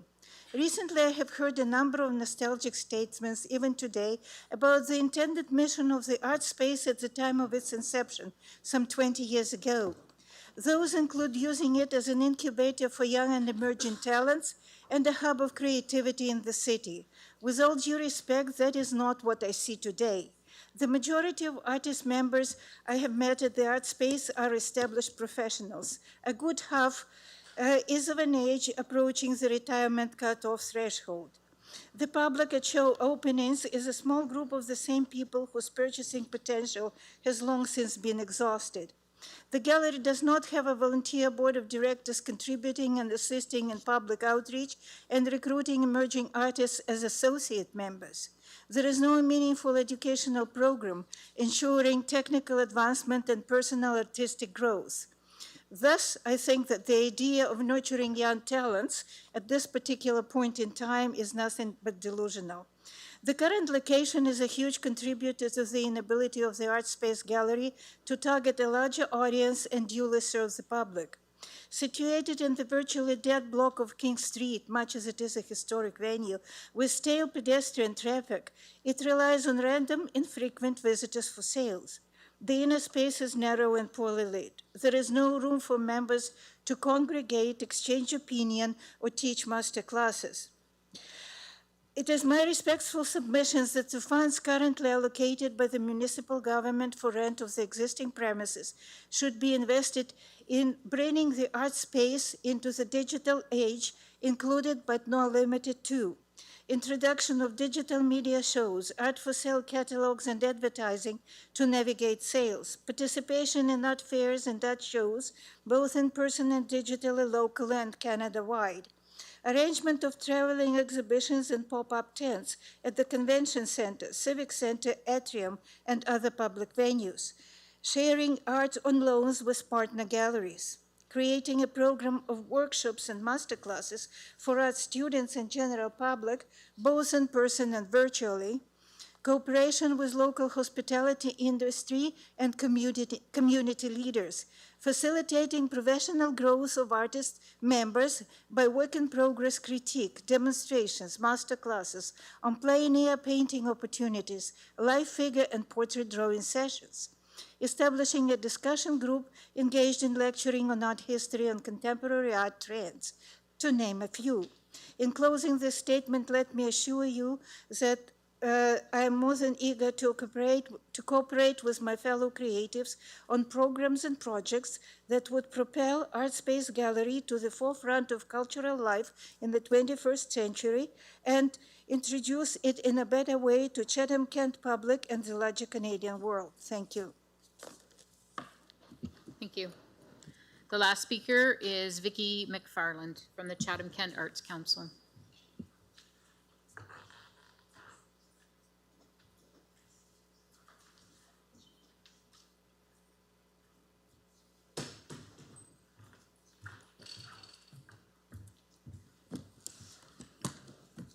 Good evening. I'm Vicki McFarland. I am the Vice Chair of the Chatham-Kent Arts Council. Dear Mayor Caniff and members of Council, the Chatham-Kent Arts Council is a community organization whose vision is the nurturing of a vibrant, resilient, and sustainable arts and culture community throughout Chatham-Kent. As part of our mandate, we advocate for local artists and arts organizations. In that role, the CK Arts Council adds its voice in support of art space. Since its inception in 2008, art space has played an important role in supporting emerging artists of all levels and enriching community life in Chatham-Kent. As one of the few professional gallery spaces in the region dedicated to showcasing new work, it contributes not only to artistic development, but also a downtown full of vitality, local business activity, civic pride, and a stronger sense of community identity. This is not unique to Chatham-Kent. Communities across Ontario increasingly recognize arts and culture as essential components to placemaking, visitor attraction, community development, and downtown revitalization. There are costs associated with maintaining art space, but there are also costs to diminishing our cultural infrastructure. When art spaces disappear from visible central locations, communities lose more than just wall space. They lose gathering places, opportunities for creative growth, visitor experiences, and an important part of what makes a downtown feel alive. It is also important to recognize that municipalities routinely invest in community assets whose value extends well beyond direct financial return. Parks, libraries, trails, recreational facilities, and cultural spaces are maintained because they contribute to quality of life, community well-being, civic identity, and community development. Art space should be viewed through that same lens. Accessibility is important, but visibility is equally important. The power of art space is not that people can find it if they're not looking for it or when they're looking for it. The power of art space is that people encounter it when they're not. So just think about that. Let's say that again. The power of art space is that people encounter it when they're not looking for it. A cultural space that people encounter naturally as part of their day-to-day experience will always have greater community impact than one located away from everyday flow of residents and visitors. CK Arts Council recognizes that the current art space location presents challenges and that changes may be necessary, and may I say, changes probably are necessary. The important question is not whether change should occur. The important question is how that change can best support accessibility, visibility, community engagement, and long-term cultural objectives of Chatham-Kent. As Chatham-Kent invests in the community hub and strengthens its downtown core, art space should be viewed as part of that broader vision. Cultural spaces are not separate from downtown revitalization efforts. They are part of the ecosystem that makes those investments successful. Rather than viewing this moment solely as a logistical or budgetary decision, we encourage the municipality to see it as an opportunity to engage the community in a meaningful conversation about the future of art space. What is the long-term vision for art space? What role should it play in the evolving cultural identity of Chatham-Kent? How can it better serve artists, residents, visitors, schools, businesses, and the downtown revitalization efforts? The CK Arts Council will welcome the opportunity to work in partnership with the municipality's Arts and Cultural Department and other community stakeholders to help facilitate this process and develop recommendations for Council's consideration. Respectfully, we would ask Council to ensure that art space remains a visible, accessible, and strategically located cultural asset within Chatham-Kent. Establish a community advisory working group to help develop a long-term vision and sustainability plan for art space. pause any permanent relocation decisions until the community consultation process has been completed. At a time when Chatham-Kent is investing millions of dollars in strengthening its downtown core and community infrastructure, we should ensure that arts and culture remains a visible component of that vision. Art space has long been a point of pride for this community, and I'm done. Thank you. Thank you. Mr. Mayor, we'll now move on to the consent agenda. So the following items have been pulled from the consent agenda to be voted on separately, and those items are 16B, Tender Award Contract T25-290, Dover Public Works Yard and Big Point Road Improvements, pulled by Councillor McGrail. Item 16C, Tender Award Contract T26-216, Riverview Gardens Child Care Center renovations, pulled by Councillor Story. Item 17A, the Consolidated Detailed Asset Management Plans 2026. There is a presentation by staff, and it's been pulled by Councillor Harrigan, Councillor Sakachi, and Councillor Finn. Item 17B, Annual Asset Management Program Review. There's a presentation by administration and pulled by Councillor Sakachi. Item 17D, Chatham Civic Center, Fire Station, Chatham Library Branch, Museum and Children's Treatment Center Next Steps, pulled by Councillor B. McGregor, Councillor Sakachi, and Councillor Anderson. Item 17M, the motion of Councillor Story regarding financial accountability and regular public reporting on the Chatham Hub construction project, pulled by Councillor Story, Councillor Sakachi, and Councillor Harrigan. Item 18A, the long-term financial plan. There's a presentation by administration. Item 19A, municipally supported Phase 2 withdrawal management program, pulled by Councillor Doyle. And finally, item 20A, art space relocation feedback and Chatham Cultural Center plans, pulled by Councillor McDonald. Therefore, on the consent agenda to be approved in one motion are items 15A, B, C, 16A, D, E, items 17, F, G, I, J, K, and L, item 20B and C. I'm going to call on our online contingent to move the consent agenda. Councillor Hall and Councillor C. McGregor. So moved, Mayor Cannon. And we'll second. Thank you. Any questions? Seeing none, we'll put it to vote. Councillor Hall? Yes. Councillor C. McGregor?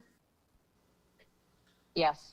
All votes are in. Motion passes 15-0. Item 16, tender awards.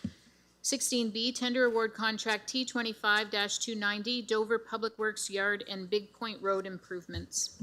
Councillor McGrail and Councillor Juvenile, can I get you to put on the floor, please? I will absolutely put this forward. And I'll second it. Councillor McGrail, go ahead. Thank you, through you, Mayor Kenneth. Just a quick question and comments. First of all, thank you so very much on this. My car thanks you, myself, but many other people thank you with these upgrades.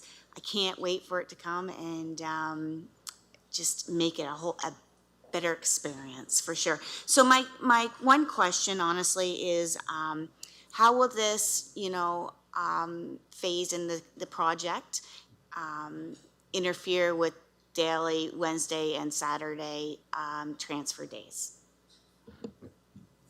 Thank you. Through the mayor to the councillor. Edward Solo, General Manager of Infrastructure and Engineering Services.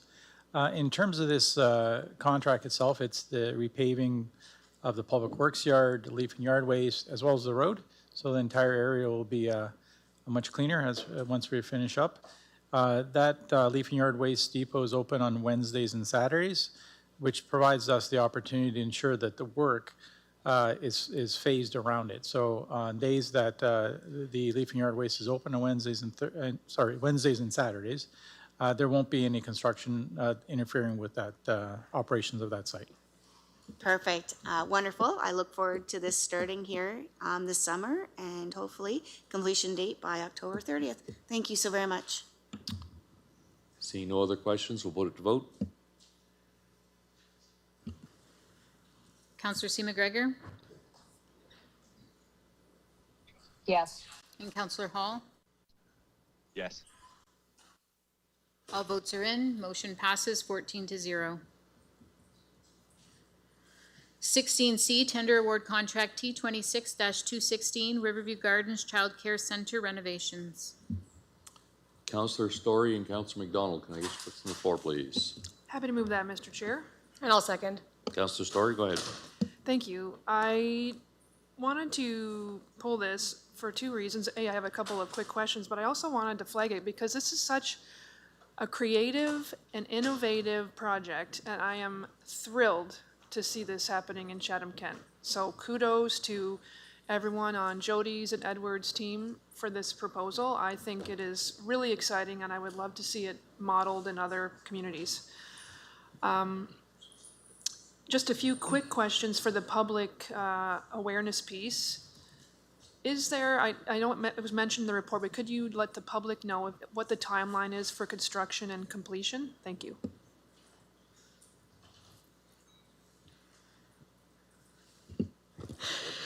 Thank you, Councillor, for your question through Mr. Mayor. Because of the ministry requirements, the construction needs to be completed by the end of the year and the centre operational by the end of the year. So that's what we're striving for.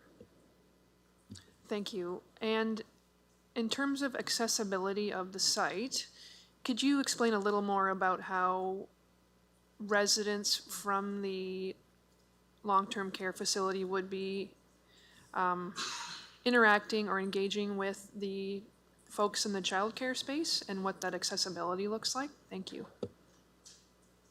Through you, Mr. Mayor. So one of the benefits of having the childcare centre located at Riverview Gardens is the intergenerational opportunities that exist between our residents and the young children that will be at the childcare centre. We will be working with the childcare operator to look at where those opportunities exist, where the synergies perhaps exist, and how we can actually bring the two generations, the multi-generations together. So I don't have the final details on that, but we will ensure that as we work through that process with the operator, that that is in place. Thank you. And then two final questions. Would you be able to consider including the Accessibility Advisory Committee at some point before the end of the year, just so they can have a look and perhaps provide any feedback, not necessarily to change any plans, but just to include them in that discussion? Thank you. Through you, Mr. Mayor. Sure, we've got really tight timelines in order to move this project forward.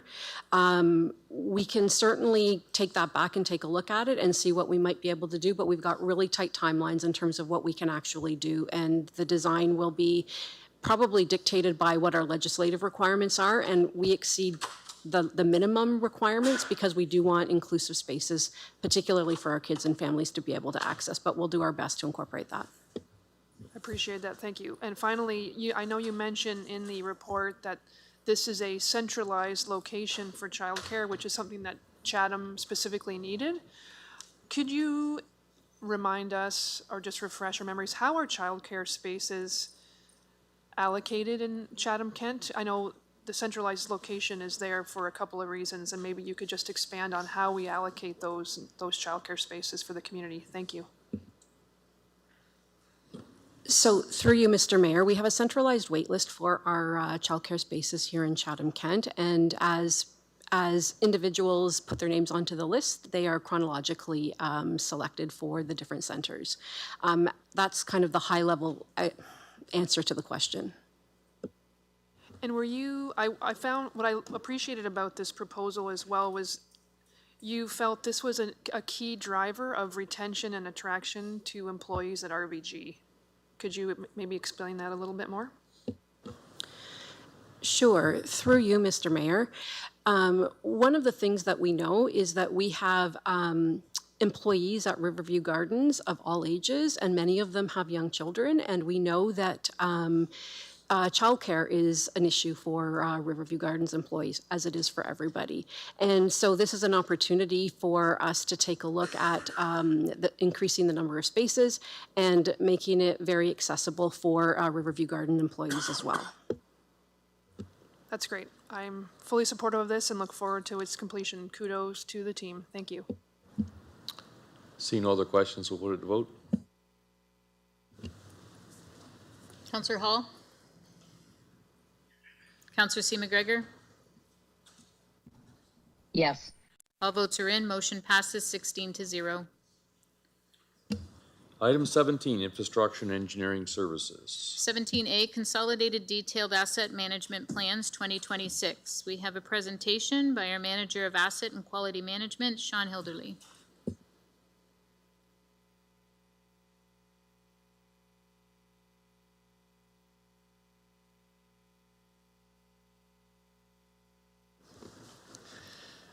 Good evening, Mr. Mayor, and Council. My name is Sean Hilderly. I'm the Manager of Asset and Quality Management. I come to you every year with some updated numbers and some updated facts. Just like to let you know that this is partly not only a legislative requirement, it is a legislative requirement, it's why I'm here, but it's also useful information for yourselves when you're making some decisions coming up. In 2023, we came to you with the Strategic Asset Management Policy. In 2024, we came back to you with the non-core infrastructure plans, and we provided you with a gap for those. In 2025, we came back with the core-related asset management plans to provide you with the updated information on those. And also in 2025, we provided you with the consolidated, so that's the core and non-core detailed asset management plans, where we provided you with some information on the gap and the financial pressures that are facing our services. So in light of tonight's agenda, we try to keep this quick tonight. We'll do our best to work through it. I tend to go on a little bit, but I will do my best to make sure that we get through this quickly. Oh, it is not advancing. First up is the services in which we have created asset management plans for. Up there, I think it's worth looking at this slide for 5 seconds because you do offer a tremendous amount of services to the public. We provide a lot of services to the public. We're single tier. We have a lot of things on the go, and there is a lot up there that requires not only our attention, but also provides a lot of benefit to the community. So I always like to outline everything that we've got going on up there just so we can, once again, take a look at all the wonderful work that we do here. If I could advance again, please.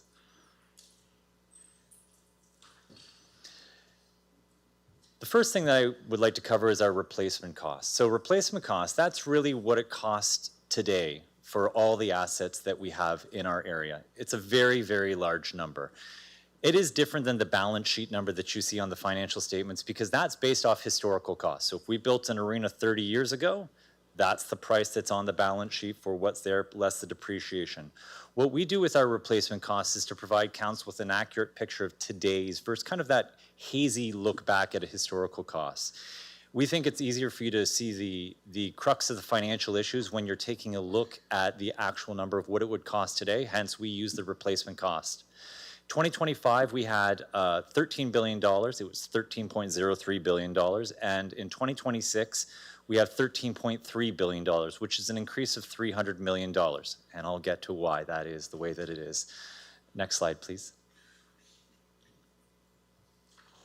So why did the replacement cost grow? A couple of reasons up there that we've identified. We have better organizational maturity. As we've worked with all the services out there, we've gotten better conversations, we've gotten better education with them, and our numbers are just getting better. So while that number did grow by $300 million, I don't know if you remember, you probably don't, the last time we talked, I said that likely we were going to be in a spot where our replacement costs and our gap would grow over the next few years. We asked you for a 4-year window to be able to get these plans to a good spot, and we're in year 3. So part of what you're seeing is just cost data improvement. Our methodology is improving. Give you a quick example. If you were to put in a new playground, and I'm going to use some rough numbers here, so don't hold me to all these exact figures, but you're talking about $250,000 to put in a new playground, and then you have some obligations that go along with that playground. You have to inspect it every single year. That was a provincial law, says you have to go out and do these things. Every 3 years, you have to put new mulch down. You have to take care of it whenever there's a graffiti up there. And every playground over its life will inevitably have some sort of major repair that's required. Could be $7,000, could be $20,000. But that's typically the costs that go over it. So when we look at things like our replacement costs and our gaps, these numbers are improving for us because we have better data, we've had better conversations with these services. The other part of it is that you've actually acquired some assets over the time since I was last here. So remember we talked about how on average, not every single year, but on average you get about a kilometer and a half of road, maybe 2 kilometers depending on that. So under that road is some pipes, and then you've got curbs, and you've got catch basins, and you've got manholes, and you've got speed signs that need to be tested every single year. So as we go along and we add these things to our portfolio, the replacement cost is going to grow. The other piece is inflation. As you know, what a house cost in 2020 is not what a house costs today. A pickup truck in 2020 doesn't cost what it costs today. So part of that growth is just inflation. So we keep track of it. That's why we try to make sure that we're talking to you every year about it and not dealing with historical costs, things that don't get calculated into it. Next slide, please. So the gap is another number that we talk about as well too. So the gap is really the difference between what we are currently spending and what we need to spend to maintain the levels of service over the next 10 years. Now, well, the gap was $2.4 billion and it grew to $2.66 billion with it's a $260 million increase.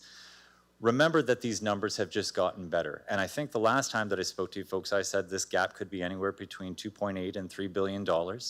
And when we start making some choices about that, that's how you manage the gap. If we could go to the next slide, please. So why did the gap grow? Part of it is that, again, like I said, our costs have improved. Not just our costs on what it costs to build something, but remember when I talked about the playground, you have to go inspect it regularly. You have to put mulch down every 3 years. You have to make sure you've got staff that are available to get in trucks and clean up that graffiti. So those are the life cycle costs. Those have improved. We've also gotten better data. So we have some summer students that go around in our department every year, our GS department. Mike Smith and his team send out students to go around and collect better park information, better cemetery information, things that we weren't aware of before. So that's why these costs are changing. Now, I prefer to know the costs myself. I don't like the ostrich head in the sand sort of scenario. I don't think that's a good way of managing things. So we're going to continue to improve that data so we have a better understanding of what we truly need. Once we know what we truly need, we can come up with those solutions to solve the problem. I'm not here as a doomsayer to say this is all problematic. I think good data makes good decisions. So we've done our best here to make sure that we've worked with all the services to figure out how best to improve their data. Next slide, please. So levels of service, and we talk about these all the time, but levels of service are really the benefits that the public receives from us owning these assets and delivering these services. We have some examples up there, but one of them that I like to use is library. I'm a big fan of the library, but we offer something like 15,000 hours of library services broadly across all of our locations throughout the entire year. And we want to express it in those simple terms because when we come back to council, if you're looking to expand library services, we want to make sure that we can say, well, at 200 hours, this is what it will cost you over 10 years. Sorry, I didn't mean to hit the microphone. 400 hours, that's what it's going to cost you. It's 600 hours, provide you with some scenarios, and then you can decide on levels of service. If you want to increase them, then you know the financial costs that are there. We've got some other examples up there, such as summer camp spaces, how often we're inspecting things, the conditions of our roads. They vary widely by the services, but we want those measures to be simple for not only for the public to be able to digest and understand the costs relative to it, but when we have those conversations between council and staff, it's an easy thing to digest and we can consume them easily. I always like to point out that council sets the levels of service through your budget. I'm not pointing fingers, I'm just relating a fact here. I get to measure the levels of service. I get to help with the services determine what's the best way to communicate that to the public. But council, you're the purse string holders. You hold the keys to the budget. If you want to increase the level of service, we ask that you just fund it fully. You are also in charge when there isn't sufficient money around. The services will decrease. The level of service goes down. Again, the mantle of power is heavy, I understand that, but it's not something that I get to pick. I just get to describe whether the services are going up and down. So ultimately through the budget process, you're setting the levels of service. Those are the availability of the funds for staff to be able to deliver the services to the public. Next slide, please. So how do we manage that gap? This is slide, I'm just gonna repeat it every single year that I get to come before you folks. You fund the gap in some way, somehow, is one of the options. That's through tax rates, utilization of debt. We think that the appropriate use of debt over the next 30 years is an ideal thing to allow the tax rates to catch up over time at a reasonable rate so that services are sustainable and manage that gap over time. Another way is to actually reduce levels of service. And I want everyone to think about it for a second. It doesn't mean the elimination of the service. It might mean a slight alteration to the level of service that allows you to reach that gap. There are some assets that are underutilized or have almost no benefit to the public, and that might be where we consider something like a disposal or a closure of an asset. We also want to say that reallocation of service, cohabitation like we're doing over at the Hub or looking at through the Parks Master Plan, consolidating 2 arenas into one is a great way of managing the gap. Those spaces are often more energy efficient, they're often more economically feasible, and you're able to produce a benefit at a higher rate for a lower cost. And another one of your options is to defer projects over time. Sometimes it's just not the right time to do something. It doesn't mean you shouldn't do anything. It just means that sometimes there might not be the right amount of money there to do it. Next slide, please. And the last slide here is that sometimes when we get to the end of our conversations, we often think to ourselves, there's a large infrastructure gap. That means we shouldn't grow. We shouldn't continue to grow. And I would caution against that. The gap is intended to be managed over time. That's what it's intended to be doing. When you start leveraging debt, you start utilizing your rates properly, that's when you can get yourself to a nice feasible state. But that does require the appropriate growth and investment over time to manage that gap too. You do need to add to your tax base to strengthen your long-term financial sustainability. You do want to expand those tax rates and those tax bases appropriately. You don't want to have 90% growth because that's unsustainable, and you don't want to have 0% growth because that does not help you in the long term as well. We think that the appropriate use of growth and the appropriate use of debt to invest in our infrastructure is one of the best ways to manage our gap over time as well too. That's the end of this particular presentation. Is there any questions for you folks? Is there any questions? Councillor Story, followed by Councillor B. McGregor. Thank you, Sean. These are really important reports, and I'm really glad that you are coming to us regularly with updates. I apologize. You had 2 reports, and I might have reversed my questions. Another one right, yeah. But if you don't mind, I'll ask now. And if you want to say we can bump that to the next one, that's no problem. But there was a difference in the cost of our infrastructure gap from the last time you spoke to us. And there was I heard some feedback from constituents about why that is. I know would you mind repeating that just for everyone at home and myself, so when I can answer that more easily, like why has that gap grown? Because we're looking at, we're talking about like in the billions for the 10-year cycle, which is substantial. For sure. So could you maybe give us another review of why that is? For Thank sure. you. Through you, Mr. Mayor, to the councillor. Part of the reason is that we've acquired a few more assets, but also it's really about improving our data quality and our awareness of what those actual costs are. I'll give you a quick example, like a police car. You think you're going to buy a police car and it comes to you. You have to do a lot of things to get that car ready. So that purchase price isn't the cost to get that car ready. You have to put lights in it, you have to put a cage in it, you have software and programs, and you have lots of equipment. So as our data confidence has grown, partly through the data collection efforts of our GIS department going into the parks, we had maybe 800 items on our inventory, and we now have over 6,000 items in our parks inventories. So the confidence in our data has grown. We can speak better to the numbers, and that's really part of what we've been trying to do, is just to make sure that we can speak truth to the numbers in a better way. And that's why I did ask earlier for 4 years of your patience. We're on year 3, but year 4, I think we're going to be in a good spot where we feel pretty confident that the numbers are settling. Okay, so it's not necessarily a substantial change in what we have done. It's just you've refined the data and it's a little more accurate as you proceed through this plan. Through you, Mr. Mayor. Yes, that's exactly it. A lot of it is data refinement. That makes sense. Thank you. Your last slide mentioned leverage development charges. Could you explain a little bit, or someone else from the team, how we would do that? Thank you. Through you, Mr. Mayor. Maybe I'll pass this over to Gord. He knows a lot more about development charges than I, but it's a good tool to make sure we have the proper development. Thank you, Mr. Mayor. Development growth is very important to us, and having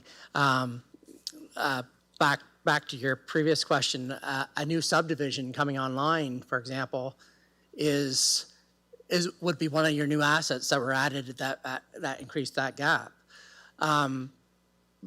But a developer might do a subdivision, but the trunk water main and sewer or sewer main or a arterial road or something else might have to be done in that area to promote growth as well. And that's where often that's the municipality that's fronting that cost and recovering that with development charges over a period of time. So I think, when we're talking about leveraging it's making sure that our master plans are up to date, for example, so that in our development charge studies, we have up-to-date costs of road work, of recreation facilities, whatever's been in those various master plans, so that we're able to recover from growth. That growth pays for growth through development charges rather than putting it on the backs of current taxpayers. So I think that's the leverage part, is having growth pay for at least a large portion of growth costs. Thank you, Gord. I appreciate that. Would you mind going back to that last slide, Sean? Or was it Meredith? Would you?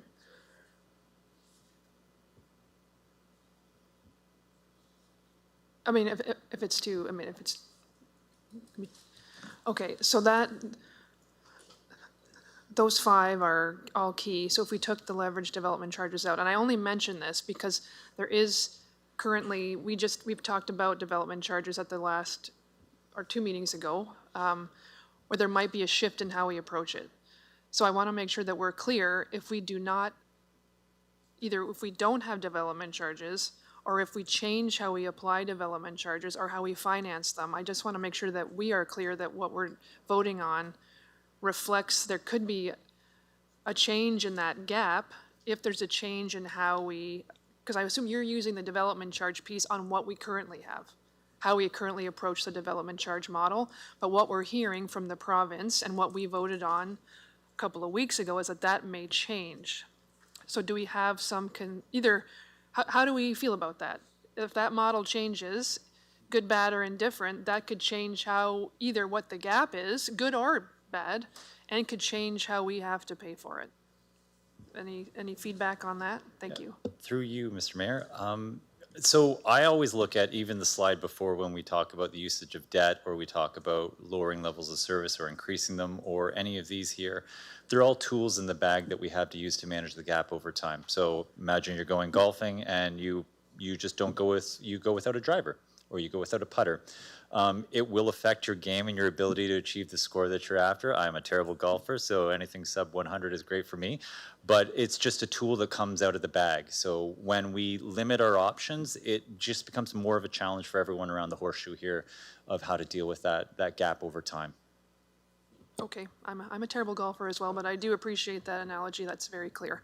And my final question is, with your recommendation, and I appreciate, I don't need to see the slide anymore. Thank you for pulling that back up for me, though. Are we approving any financial commitment with this recommendation? Through you, Mr. Mayor. No, not in this one.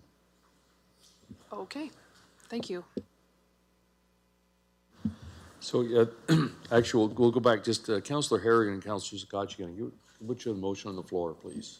Yes, happy to move the recommendations. Seconded. Okay, Councillor Harrigan, I'll start with you, and then Councillor Sakatchi, then Councillor McGregor, and Councillor Finn. Thank you, through the mayor. Appreciate the presentation, Sean. And I had sent a question at first, but now I have a different question, so I apologize for that. But so knowing that I support this, love that the work is happening, I do have a question about Appendix A and the chart with the current levels of service and proposed levels of service.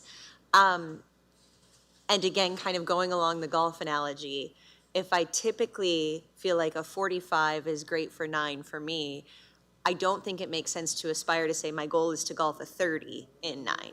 And in some of these levels of service, I'll pick 2, like stormwater. I recognize currently 13%, that's horrendous. I've been advocating for stormwater infrastructure for many years. But the proposal for 25% as the level of service requires $7.8 million annually. And then I can choose one road category, I think local roads, requires $10 million annually. And so that's just not going to happen in terms of the taxation card, right? Like, we're not going to raise our budget that much, right, as a council. And so my question is why do we have those proposed levels of service? Are those aspirational levels of service? And because I think I know what happens, we just do the defer tactic, right? Like, we would like to replace stormwater a bit faster, but we have to defer it. So is the idea that this level of service helps us to track then what we've deferred to achieve that level, right, to account for that level of service? What's the reasoning for some of these categories are very aspirational, so I'm wondering if you can tell us a bit about that. Absolutely, through you, Mr. Mayor. So when we set those levels of service, we set them the very first time for us to be able to say, if you'd like to maintain, or what's reasonably close to what we're at to maintain these levels of service, we did the math with the services in charge. So we worked with Edward and Brendan to figure out the roads kind of perspective. I'll use that as an example. Knowing that we probably could not maintain the exact level of service, so we've modeled out a slightly lesser one for, say, local roads, but collector roads and highways are maintained at the higher use, so we have to we think we need to maintain them at a higher ability. So when we talk about these numbers, we look at them on average over the 10 years. Okay, so we acknowledge that you may not get the increase in the first year that you're after, but you do try to start to tier that up. And as the budget, every single year when the budget happens, we go back and reset what's going to be possible or feasible through that. The other piece of it is the long-term financial plan will allow us then to take a look at the debt ability that we have, as well as the reserve capacities and what those contributions need to look like. So then we can actually start to model out, is debt the right solution to get us to that levels of service? And I'm sorry, it's the next presentation, but we do talk about the need for that long-term financial plan to help us determine those levels of service fully, because we're looking in a 4-year window at every single budget, and it was kind of shrunk each year that happened. We didn't project out further. And now what we're aspiring to do is to have that 10-year window to look at, and that will reset those levels of service to, we may say that local roads, we think they might go from a 56 condition down to a 53. Still fair, but that might be what those financial possibilities are within that 10-year window. Great, thank you. And then do we, when it comes to managing assets, and I'm thinking more about maintenance side, the maintenance side of assets, not necessarily replacement, but do we have a sense of kind of like the growing, I'll use mountain of, we know we should be doing this much, but every year we can only do this much. Well, one is accelerating much faster than the other, especially if our level of service is under 25%. So do we track that in some way through the asset management plan? Through you, Mr. Mayor, we absolutely, we're setting up those, so inside of the levels of service, you'll see some of those targets. And our idea for next year is to have, we have 3 financial indicators that will allow us to be able to determine, are we outpacing, is our growth outpacing our ability to maintain? One is the asset renewal funding ratio. The other is the operating surplus ratio, and then the net financial liabilities ratio. That's really responding to how much debt could we possibly apply to it. So when we start looking at the asset renewal funding ratio, we start saying, are we renewing fast enough? And a good example is sidewalks. We have hundreds of kilometers of sidewalks. We might be renewing 2 kilometers of those sidewalks every single year, but the target should be 8 kilometers based on knowing that a sidewalk probably lasts you 50, 60 years. You've got 400 or 500 kilometers of sidewalk, and you start doing the math, replacing 2 kilometers a year is just not enough. And that's where it's really going to be important for the folks around the horseshoe here to start saying, there's only so much you can do with the money that you have, and what's the most important to your community to make sure that we're getting the right level of service that's appropriate. And Great, thank you. Appreciate the feedback, and I will just make the comment that, as big as these numbers are, when we're kind of shocked at what the gap is, it also tends to be, and our budget chair might agree, during budget time, that's also where we go to make the biggest cuts to lower the tax rate, right? So when we talk about lowering services and tax dollars, it's like, in some ways, I feel like we just kind of kick that number down into the departmental asset management plan or the annual asset management plan, right, where we're shocked at the gap. So certainly something to consider at budget time. Thank you very much, Mayor Kenneth. Councillor Sakajii, followed by Councillor Finn. Thank you, Mayor Caniff. I kind of, when I was reviewing this report, kind of went down a little bit of a wormhole, just on a whole bunch of different aspects. And just to Mr. Dubin, I just wanted to thank Mr. Quinton for about 45 minutes of his time on a Sunday going over a few things. It was very helpful. So I'm just going to kind of talk through a couple things. And my question's more to Mr. Quinton. So we have our BMA study that basically has some sediment in there that we're operating, efficiently. We have a good, balance sheet that talks about our debt, and how we're very healthy in that regard. But then we also have, this plan that comes down that talks about the gap.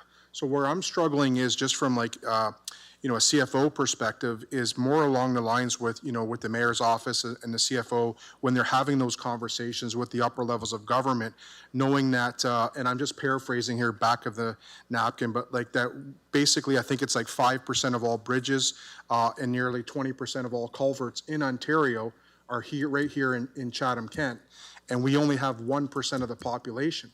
How do you expect 1% of the population to continue to fund this level of assets when we're supposed to be growing for the world as an agricultural community, when we have a frozen funding system in place that's been frozen for quite some time, and we haven't seen any increases in that cap? We're one of the very few municipalities that actually have a cap, and I'm really trying to understand. So I guess the only benefit that I see from this very detailed process that you went through is presenting this to the upper levels of government to say, here we are growing for the world. Here we are as a lead agricultural community. Help us out, because we can't just keep, so the gap's going to get bigger as inflation is 2 or 3%, and construction inflation and building inflation is 10, 12, through COVID 17%. The expectation of us coming with a balanced book, we can't run a deficit in municipal governance. The province can, the feds can, but we can't. So I'm just to Mr. Quinton, will this help us when we're going to the province and talking about our infrastructure struggles and showing them and proving to them that we are spending money financially, well, and our balance sheet is well, but yet we're still struggling. So is this going to be something that's going to help us when we're approaching the upper levels of government? Thank you, Mr. Mayor, and thanks for the question. It's absolutely, and you got to go back to why this legislation that we do asset management plans even exists. Go back go back 20 years, assets weren't even on our balance sheet in any form. We've gone a long way, and particularly the last 5 years, as legislated across the province and across the country, because a lot of this has been driven by the federal government as well. The answer back when, you have 444 municipalities in Ontario all saying they want more money for infrastructure. How does the province actually make decisions? Well, wouldn't it be nice if they actually had data? They didn't have data a decade ago. Now, we got halfway there a few years ago, but now with Sean's team in place and the investments that we've made in our asset management plan, we're getting to the fine tuning of the data, and that have high confidence in the data. We now can, for example, take that to the Minister of Agriculture at federal or provincial level and say, we grow for the world here. We have 800 bridges because of our the topography here. We need some help to continue to grow for the world. So having the data is the first step of having successful grant applications in the future, and why we're putting such an emphasis on having great data. It's not just checking a box, but on every grant application we fill out, we have to say whether we were compliant. And that's why this report's on this July agenda, and it'll be on, you'll see this come every July for the next foreseeable, for the next decade. I'm sure you'll see it every July.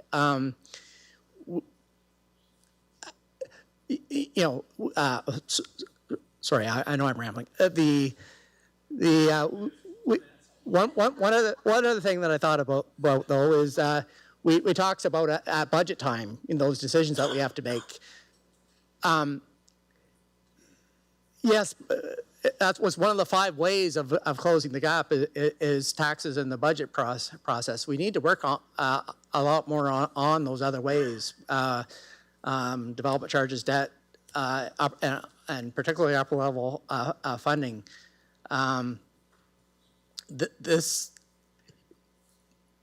We have the evidence, and all municipalities across Ontario have that evidence. I think this will result, can't say whether it's next year or 5 years from now, but over the next 5 years, the Build Canada message that's coming straight from our Prime Minister, money needs to come from those upper levels to help municipalities grow and replace their aging assets. So I think all this information just helps our advocacy immensely.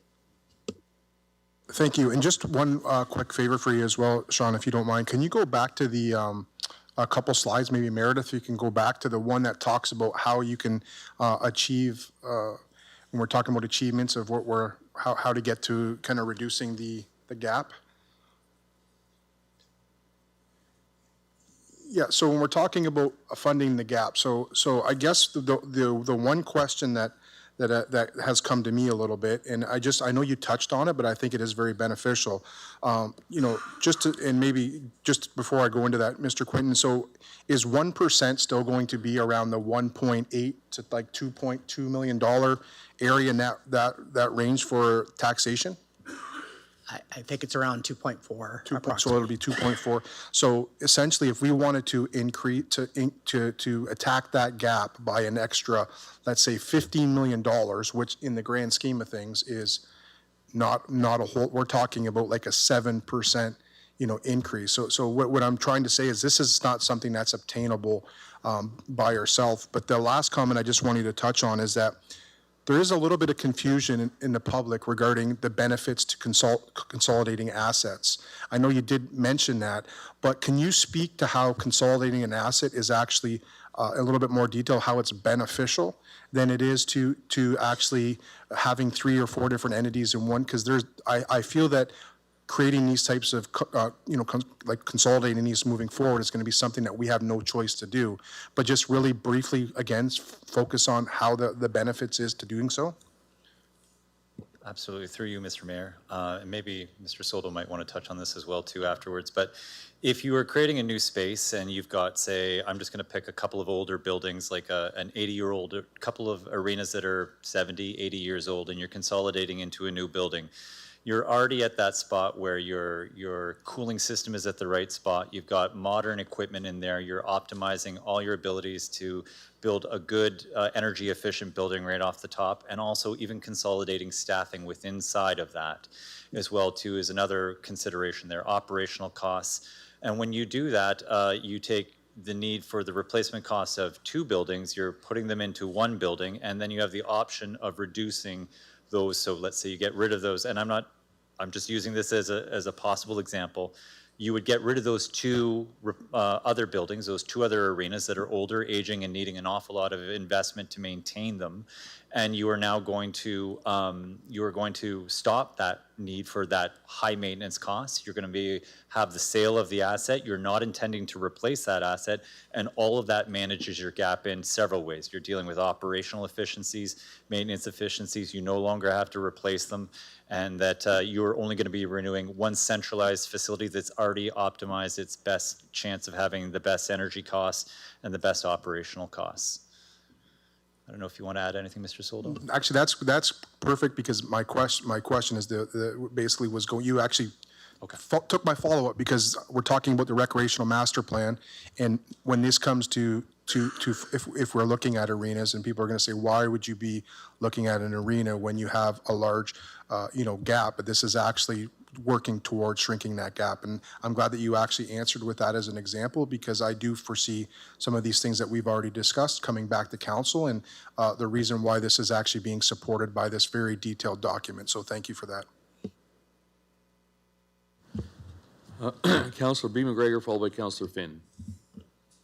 Thank you. And that was a great question from Councillor Sakachi, and something I know that we've heard about in the public, and particularly thinking about recreational infrastructure, thinking about the hub, thinking about the fire station. It's this report is a justification for investment and shows how to close the gap rather than a, hey, let's pause everything because we have this gap. Had a lot of questions now that we've gone through this a little bit. But one thing I was thinking about was, watching these plans over the past 12 years. Quite some time ago, we had very limited categories, and it was done on like age-based assessment. And we said, oh, we're at like 70 or 80% funded. And every year that number just went down and down and down as we added more categories, started doing condition assessment. So now that we're at this point, do you think that this process is fairly mature and we're not going to see these big changes year to year? Are we kind of at like a best practice of this now? Through you, Mr. Mayor. Yeah, that's where I had asked council earlier I just need 4 years, and the staff needed to get to a certain level of maturity. And we feel that honestly, that number, we're stabilizing that number, as well as there's an opportunity even to consolidate. We've been considering consolidating Parks and Rec together, right? So there's an opportunity, you might have a few less plans, but the numbers should be stabilizing. The data confidence has gone up. Great.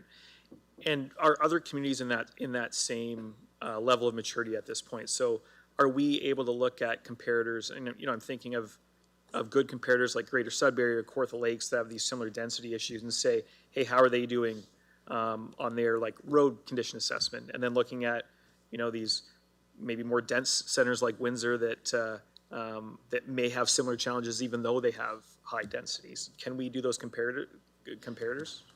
Through you, Mr. Mayor. There is still a little bit of leeway there. It depends. I don't want to get into a really long rant about this, but it depends where your department sits. So if you sit in finance for asset management, sometimes those numbers have a different perspective than if it sits in IES versus if it sits in corporate services. And what I've liked about the way it's been structured here is that between both finance and IES, we've had the access to all the experts on it, and I think we have a fairly balanced global view of how to come up with things like the gap and the replacement cost. There are other municipalities out there that do it in a very, very similar way. Sometimes it's a large municipality like Ottawa and Toronto, and sometimes it's some of our neighbors, but not always to the methodology that we use. But we follow the legislation exactly, so there's some good comparators out there for us to pull from. Good, and I think we've heard that at places like AMO, where there's been a lot of talk about different ways to fund that infrastructure gap and what it looks like across Ontario. I know there was past proposals around 1% of HST towards municipal infrastructure gaps, those types of things, to give you an idea of how big the scale is across Ontario. So it's interesting to hear, and I think of note to me when I look through this as well is thinking back to what some previous councillors told us about the quote unquote good old days. Was a lot of these asset categories, especially in our community prior to 1998, were 70-cent, 90-cent provincial dollars, right? So you had roads, bridges, arenas that the province was funding at 80, 90%. And after 1998, there was some one-time money for a lot of these things. Think about Talbot Trail. Here's, millions of dollars to maintain it in perpetuity forever. And then it's right onto municipal taxpayers' backs. So thinking about how this looked 20 years ago and how it looks now, it's a very different world of maintaining that infrastructure, both on a cost basis and on how it's funded by the three levels of government. So when we look at those numbers, we're doing the hard work to catch up with this stuff, but we were put in that position by really clear policy choices on how infrastructure is going to be funded in communities. Thank you. Councillor Finn, followed by Councillor Doyle. Councillor Sakatchi took some of my question. With regards to that $10 million cap, is Sudbury and Thunder Bay still capped at $10 million as well? Thank you, Mr. Mayor. Yes, they are. Okay. As I was reading the report, and I know that we've had some time-sensitive stuff, and there's penalties involved, is there any consequences to us since the report was to be done by July 1st, 2025? That's what it says in the report anyways. So through you, Mr. Mayor, the one report that we did to meet the obligation last year, we were on time for. Okay. This time, it should have been, I'll be honest, should have been July 1st of this year. However, we were working in concert getting the long-term financial plan item, and the province, it was lenient in the 13 days it took us to get this up and going. So yeah, I did send a message off and just said, we're doing it in concert with their long-term financial plan presentation. They were quite okay with that. Okay, the typo might want to get fixed in there, I will, I presume. The other ones are probably typos as well, but I'd just like some clarification. In the appendixes for arts and culture, it shows that the current level of service is good on average, and the proposed level is fair for the arts and culture. I take it those are supposed to be reversed? Through you, Mr. Mayor, I don't think that those are reversed. I think that they're currently in a good, but with our ability to finance the way that we have, that likely means that some of the facilities are, due to the BCAs, going to be dropped down into a fair condition over time, so. Okay. And then the last one is, it's definitely got to be a typo because the public library is specifically listed under transit and as fair, and I know that our libraries are good to great all across the board in all the communities, so. Through you, Mr. Mayor, yes, we did notice that, and we've got it posted on the website. We'll post it at the proper one for sure. We did have the, they're not in good to great, though, I will say, for the conditions of those. If you look at the detailed asset management plans, they range from good to fair for the condition of the facilities and themselves, and then we also incorporate things like the library collection, which degrades over time, so we don't keep that at very, very good. We keep that somewhere between good and fair and good, serviceable, and they're replaced at those times. Okay, I'm just talking level of service because pardon we me. do Yep. have a All great right. level of service there. Thank you. Thank you. My apologies. Good report. Councillor Doyle. Thank you, Mayor. Through you, just so I can confirm what I'm thinking is accurate. So the proposed levels of service, so basically what you're recommending, that all those proposed levels of service get implemented into the 2028-2031 multi-year budget process. So is that to say that the column in that Appendix A that says required to achieve proposed levels of service, are all of those going to be basically included for 2028? Through you, Mr. Mayor, it's intended for those to be reviewed during that budget process. Okay, and then do we have a tax implementation for what all those would cost tax-wise? Through you, Mr. Mayor, that's part of what we're trying to do with the long-term financial plan we'll be talking about shortly, is to really look at the infrastructure needs over time, and then looking at our debt availability, our reserve capacity, and then seeing what would be the right mix of tax increase, debt, and reserves to be able to achieve something like that. So we don't have an idea of what all this adds to our taxes yet in a couple of years? Through you, Mr. Mayor, not in particular at this time. I don't have the number for you to be able to crunch that. I apologize. Okay, it looks like a lot. Through you, Mr. Mayor, we did attempt to look at the gap over a 30-year window, so it's basically, I think, $88 million annually, I think, or something to that effect, at a third over a 10-year window. Again, not at the very first beginning of the year. You need to look at how you can leverage things in over time, so. So, but 88 million over the 10 year, like, so by the end of the 10 years, we should be at You would 88 want to million? be at some combination of debt capacity, you'd want to be at reserve stability, you'd want to be at a tax rate that would support that kind of expenditure to maintain that level of service. Now, that could be, again, it depends on the investment strategy that would be looked at in the long-term financial plan. I'll give you an example. I know we're not Toronto, but they had a $26 million gap. They've accelerated their investment in their assets, and they've kicked off almost $6.5 billion from their gap just by accelerating, and they didn't spend $6.5 billion to get there. So it's one of those things, if you've got some old pipes in the ground, you may want to put out a renewal program over a 10, 15-year window, and that will pick away and eat at that gap over a good way. So it depends how the funds are applied. If you're picking a good building and making it very good versus taking a building that's very poor and investing in that, you're addressing your gap in a greater way. So it's really about taking that plan and then applying it properly. Okay. I just found at budget time, sometimes it's harder to get things taken off than it is to get them put on. So if we add all these things, it's going to be tough to get them taken off. And this looks like 30% in tax increase. Through you, Mr. Mayor, I don't have the exact numbers. It's just it's a reality of the fiscal situation of you. It's a 110,000 population that's dealing with $13.4 billion of assets. Like you're talking about the bridges there. There was a point in time where the province did fund 90% of it, so we built some bridges, and then we got paid a lump sum of money, and now we're at the particular point of how do you service those hundreds of bridges that were shared at a vast different ratio than is now. It's just the reality of the situation, and we're trying our best to say, here's the reality. Now we have to have the hard conversation around the horseshoe and say, how best to manage that?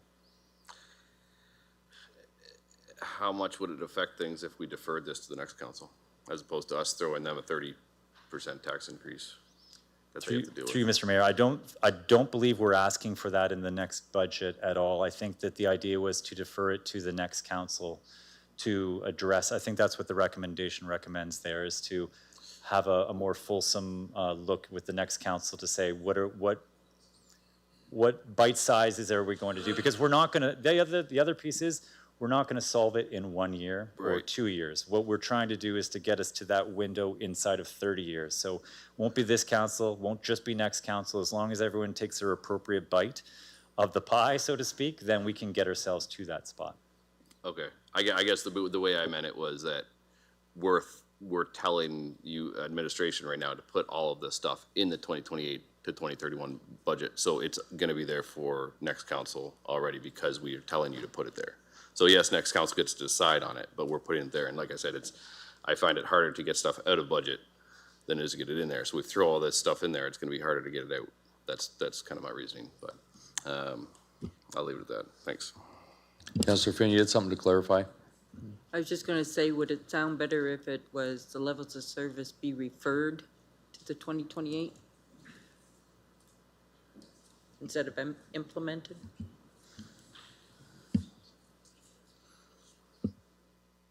Yeah, I think that wording sounds better. If we could change that possibly. You mean instead of adopted? I'll go defer to the mover. As the mover, I will refer to our CFO to ask if there is any difference in the nuance of those words that would impact staffing or prep. Yeah, thank you for the question, and Edward, chime in if there's anything else you want to add. But like, we're looking at tackling this gap over the next 30 years, not just the next multi-year budget. But yeah, we're referring the start of that to the next multi-year budget. Council's already previously gave direction, I believe last year when Sean was here, for the next multi-year budget to move to a 2.5% infrastructure levy instead of the 1.5% infrastructure levy we're at now, to try to start closing that 30-year gap. But keep in mind, taxation is only one of the items to close that gap. Advocacy to those upper levels of government and actually getting through to them, funding us properly in Chatham-Kent, whether it's the OCIF funding or just in general, more emphasis at the federal level of building Canada and rebuilding our infrastructure. Those funds hopefully get us part of the way as well, plus development charges, plus strategic debt when it makes sense. All those things come together. So as an EMT group, we'll be looking at all those things when we formulate the 28 to 31 budget that we present to the mayor, and that's brought forward to the council. We're specifically here not saying the 2027 budget because their second meeting is budget deliberations, and to talk with any, at any election there's many new members, and it was unfair to say, okay, day one we're going to talk about infrastructure funding increases. They of course could increase the amount that they put to infrastructure, but overall we're letting them get through their strategic planning priorities and see where infrastructure lies in their strategic priorities. And through the mayor, if I could just add to that, one of the key outcomes of this legislation is a financial plan. And we need to have targets to actually develop a financial plan. Without any targets, we really can't develop that financial plan. So it's actually, it does need to be adopted. I believe that is the wording required by the province. Okay, so we referred into the 2028 budget. Wouldn't work, it has to be implemented. And I guess referred still lets the next council term decide all this stuff, and it's gonna be there. It's just whether it's implemented or referred to, I guess. One, it sounds like it's in there. The other one sounds like they get to make a choice. So I think we're talking about two things, right? The first part is the plans be adopted by council and the funding implications be referred. I think that is fine. Implemented or referred is fine because that'll be considered through the financial plan. But the adopted by council is required. So hearing that staff are saying referred into the 2028-2031 multi-year budget process is fine, then it is friendly. is that what you were talking about? Well, he just said implemented or referred is one and the same, but then maybe it doesn't matter to me. I just don't want to spend a lot of time wordsmithing for one word that's next term, they're not going to notice any difference with this, so. Before I pass it over to the mover and seconder, I just make a couple comments. Just, Sean, this presentation, you probably pulled it up from last year and made changes, right? You did this isn't brand new. Like looks very similar to all the same things that you said last year and probably the year before are the same things. Here's how you fill the gap. So I just want to say that's a very similar presentation, correct? Yes, sir. Yes, and I don't want anybody thinking that as well, every municipality faces this gap, varying degrees of gaps, but some are worse, some are better, because some places have much newer assets, like a very fast-growing Mississauga wouldn't have as much of a gap because they have a lot of newer assets, where our assets, when you look, we have assets 100-plus years old, and so that just creates the bigger gap. And to your point as well, we have 110,000 people paying for that. Mississauga has 700,000 people paying into theirs. So I just made those couple of comments. So I'll pass it over to Councillor Sakachi. Sorry, I get back to it. Do we want to change it? It was Councillor Doyle's request. If you're good, we'll change it. Deferred? Referred? Are you okay to pass it without the change, or do you require the change to? We can, if they're gonna take it as the same word, it doesn't matter, and Okay, yeah. Okay. We'll just keep it the same then. No, we'll change it. All right. It's friendly if he wants to, All right, referred, sure.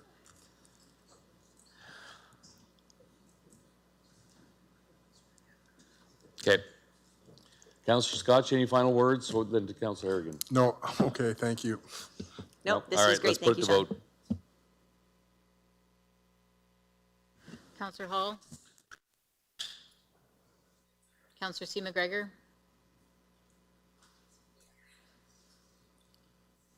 All votes are in. Motion passes 16-0. 17B, Annual Asset Management Program Review.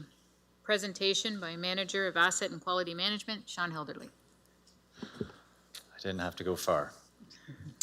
Good evening, Council. Good evening, Mr. Mayor. So this is a new report that has to come to you every single year. And so the province says in the legislation that I need to come to you and I need to say, where are we at in our asset management program? What are the roadblocks that we are facing in implementing this a successful asset management program? And they ask that we come up with strategies that council endorses and will adopt to address those roadblocks. It's an interesting piece of legislation because it's basically saying you have to keep getting better. Every single year you have to keep getting better at this. They want that continuous improvement element to it. So this is the first of a long line of reports that I'll be giving every single year. But Meredith, if you don't mind moving forward. So where are we at today? We have our 23 detailed asset management plans. In 2025, we became fully compliant with the OREG regulation, which is underneath the Jobs and Prosperity Act of 2015. In February 2027, we'll be working towards our first draft of the long-term financial plan. our budget department is taking lead on that. We're just participating in that, but budget, finance, and the asset management group are working together to come up with a cohesive long-term financial plan that addresses, as we've noticed, the needs of the asset management plans and how we could possibly fund that.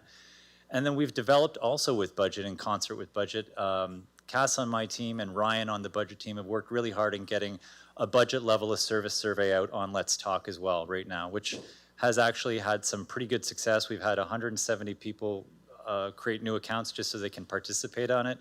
Over 900 surveys have been completed so far, so it's been nice to see some engagement from the public on the new approach to the budget level of service survey. If you could advance, please, Meredith. So as I said, we've met our regulatory compliance. We've got the long-term financial plan underway. We have a software needs assessment, and that's where we're looking at all the different services to identify what softwares they may need to help them with either managing their assets, capital forecasting, making sure that we've got the plans underway. So we have that being completed this year. We've also been addressing performance monitoring on a couple of levels. We talk about it under condition, function, capacity, and sustainability in our asset management plans, but also at a management reporting level. So we're working hard to develop an operational management reporting so all those services can have information at their fingertips. We've been working with parks a lot about making sure that they are ensuring that the playgrounds are inspected on time and that their park openings and closing activities are happening. And they've got dashboards at their fingertips to find out what needs still to be done. So we're leveraging a lot of technology to make sure that we've got that operational side of reporting. We're working on developing some of our key figures, as I talked about, the asset renewal funding ratio, the operating surplus ratio, our debt ratio. That's more for management to help guide some of their decisions over time. And then we're working on kind of a neater, finer way to speak with council on the management reporting element as well too. So that'll be happening this year as well. And all of that really requires good data. If you don't have good data, you can't make good decisions. I think everyone's aware of that.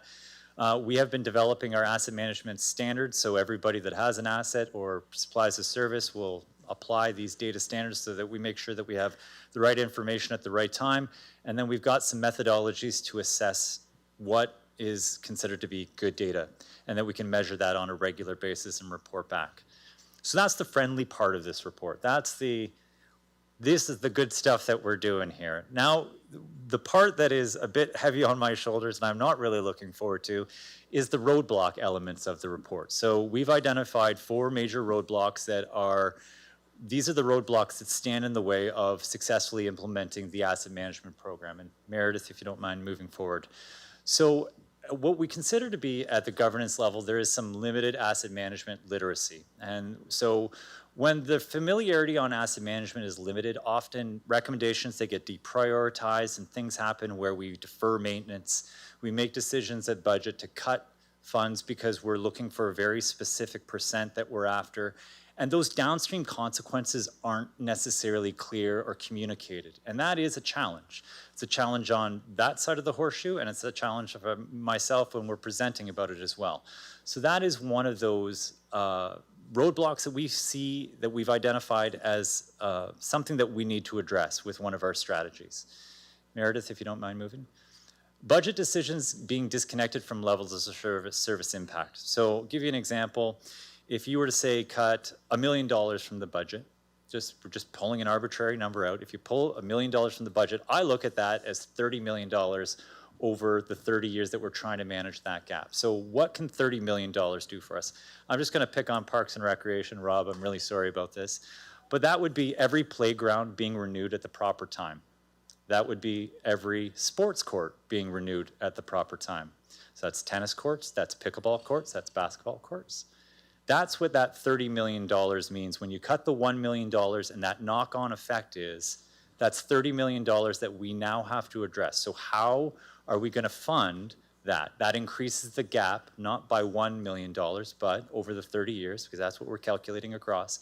You've taken $30 million and you've added it to the gap. That creates a harder time for us in managing those assets over time. And it could be any other service. I just happen to pick on parks. I hope Rob will forgive me about that.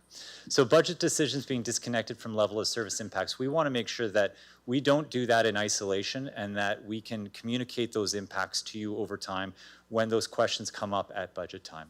Meredith, if you don't mind moving forward, please. There is an absence of an integrated long-term financial plan. It's challenging to know when to use debt, when to use reserves, and when to really apply tax increases philosophy.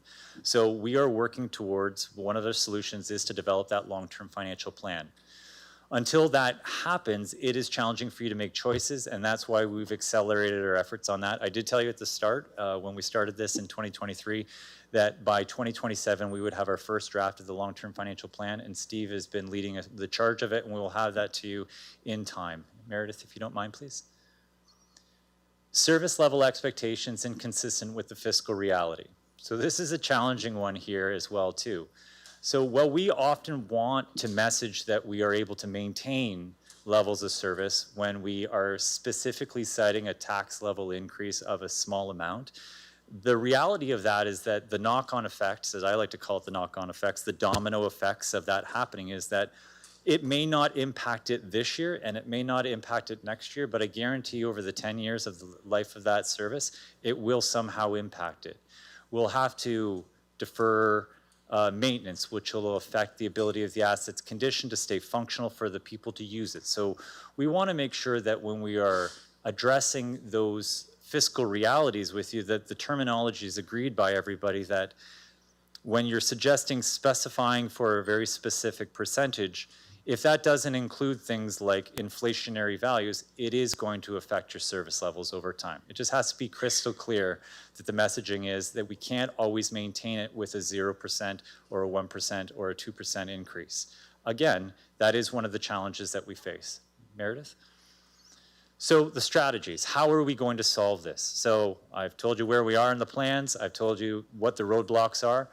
And what we've decided to do, and we're hoping that you'll adopt, is that we are going to provide council with a bit of a literacy program with some standard issue examples. What happens with a playground? What happens with a building? What happens with a vehicle? So you can understand those long-term consequences of any of those decisions. And it helps build the dialogue. When we're all speaking the same language, it makes easier conversation. I found with the staff over the last few years, Fire, we've had some really good conversations recently because they've started to adopt some of that language. So we need to make sure that it's not only at a staff side, it's at a council side. We want to make sure that we have level of service reporting linked to budget decisions. So when you make a budget choice, if you're cutting something, we have an opportunity to say, this is what the trade-off is going to be of that choice. We want to make sure that we have the integrated long-term financial plan. That's one of our strategies, so that you have other tools at your disposal addressing that gap. That is debt, that is development charges, that is decreasing levels of service, that is utilizing our reserves. Those are the things we want to make sure that we're integrating through a long-term financial plan. We need to have that evidence-based trade-off framework. So the conversation is easy. If we cut $1 million from this, what does that look like for you? We need to make sure that it's crystal clear. It's not good for you to find out afterwards what those service consequences are. If you're wanting to cut that dollar, okay. Accept the change in the level of service. And then we're working on developing a council infrastructure deficit dashboard. We want to have something that's interactive for you so that throughout the year, if things are being cited outside of the budget process and that somehow affects that dashboard, we want to update that number for you quickly and accurately so that you know. It doesn't have to wait until budget time. We want to make sure that if decisions are made in February or if they're made in April and that impacts the budget, we want to make sure that we can include those in our areas as well too. Meredith, the last slide, please. So the priorities for us in the last 18 months in our asset management area, as well as the quality management and with all the services, we want to complete that corporate services and housing detailed asset management plans. We think we wanted to break those out from the corporate facilities plan to give you a better understanding of what's happening.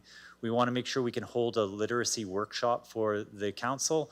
We want to make sure that that long-term financial plays phase 1 really gets done by Q2 of 2027. And then we want to make sure that we're implementing level of service budget conversations when we're having the conversation around the budgets. That's the end of my presentation. Try to be quick. I know it's a long night. Any questions? No questions. All right. But Councillor Scotchy and Councillor B. McGregor, can each move this, please? So moved. So seconded? Any questions? Seeing none, we'll put it to vote. Councillor Hall? Councillor C. McGregor? Yes.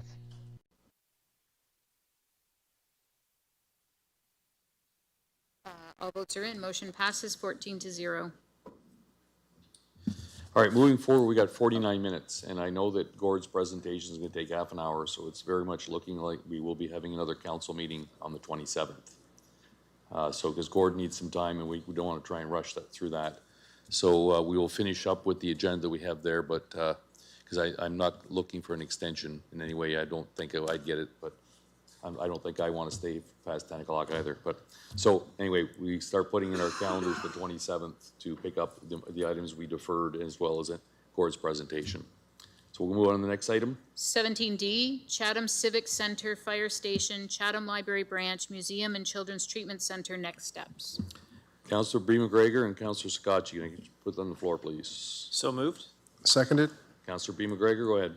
Yeah, there was just a couple of items in there that I thought were important to bring to people's attention. So just related to the fire hall, that it was a decision in the 2024 master fire plan. So I think the timing around that decision, there were some questions about in the public more recently, but that was something we had adopted previously and was going to happen no matter what we decided with the hub. And the other component was looking at the future property disposition, so the Civic Center, library, fire station. So, you know, we had those estimates that we used in 2022, I believe, and I think it's just helpful to see that those assets are going out for a public process for sale. So there was some discussion in the public around, you know, were they already committed to go to particular individuals in the community, but they are going through that public transparent process for sale. So I thought that those were important components of the report to highlight that just may not have stuck out as they sort of go through a consent agenda. So wanted to highlight those tonight.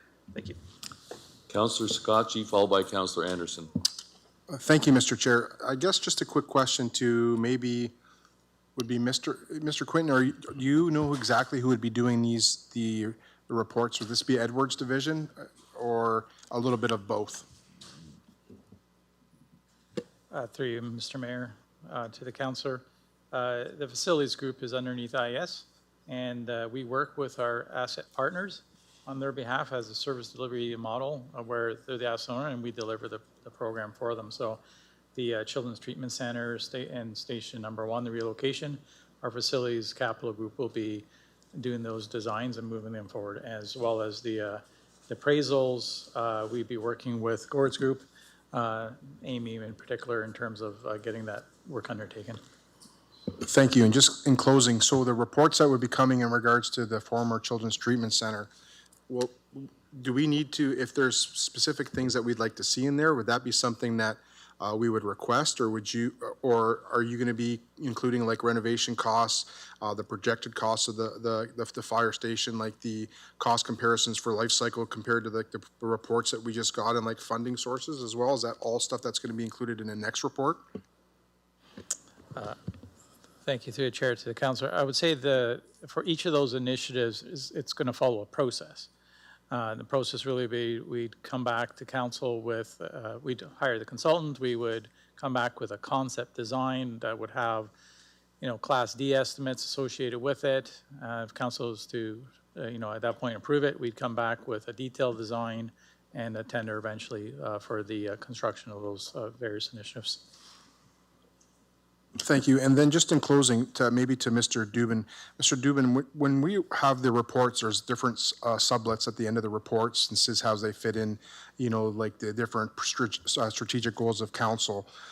Now that we're having such a detailed asset management plan where we're looking at either acquisitions or divestments, you know, and looking at strategies to incorporate multiple buildings together, is there a potential to add a little bit more reference into kind of the asset management plan, the gap, and how this fits within there? So kind of like a little sublet of the reports, just to give the future councils a little bit more, you know, data, how this is, why this maybe expenditure is down the road an actual good spend in reducing, because I think that's important, because sometimes when you look at, people will say, why are you doing this?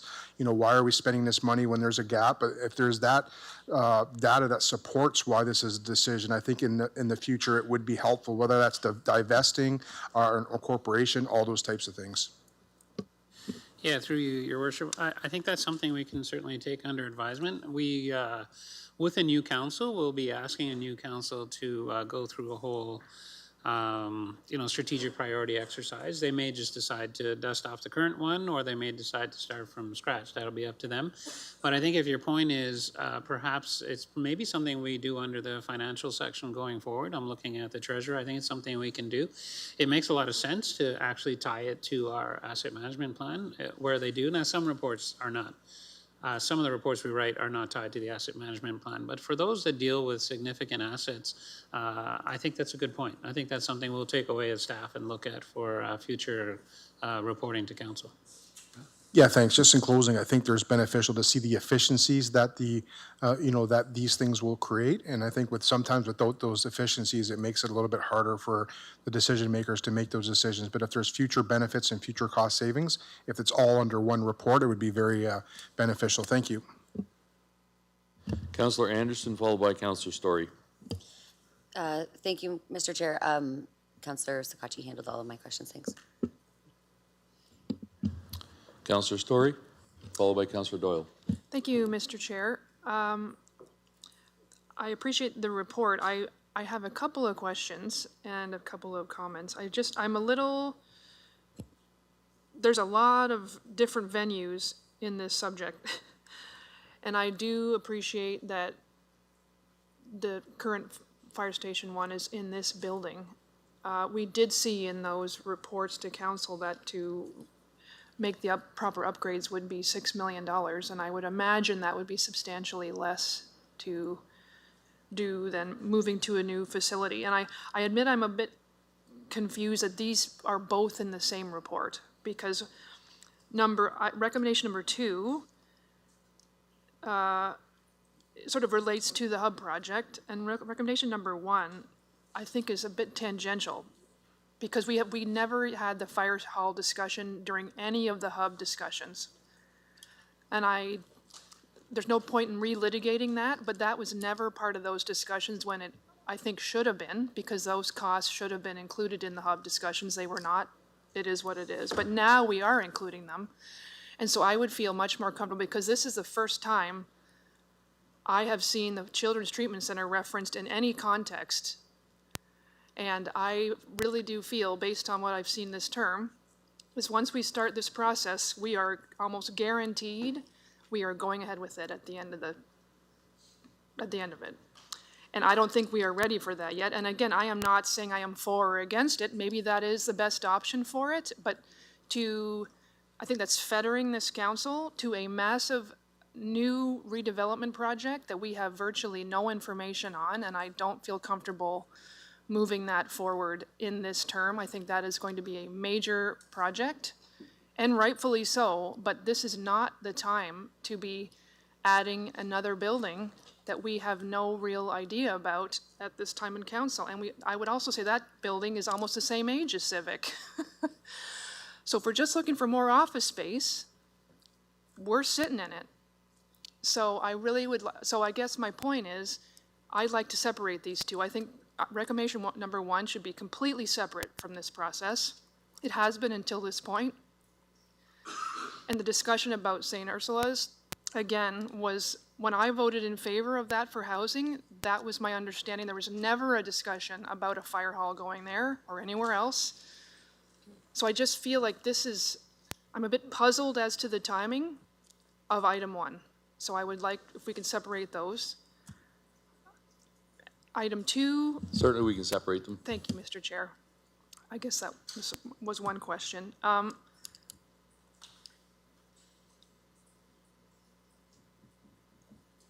My second piece would be, and I'm not sure maybe this can go to Mr. Newman. For the appraisals in item number 2, how would you appraise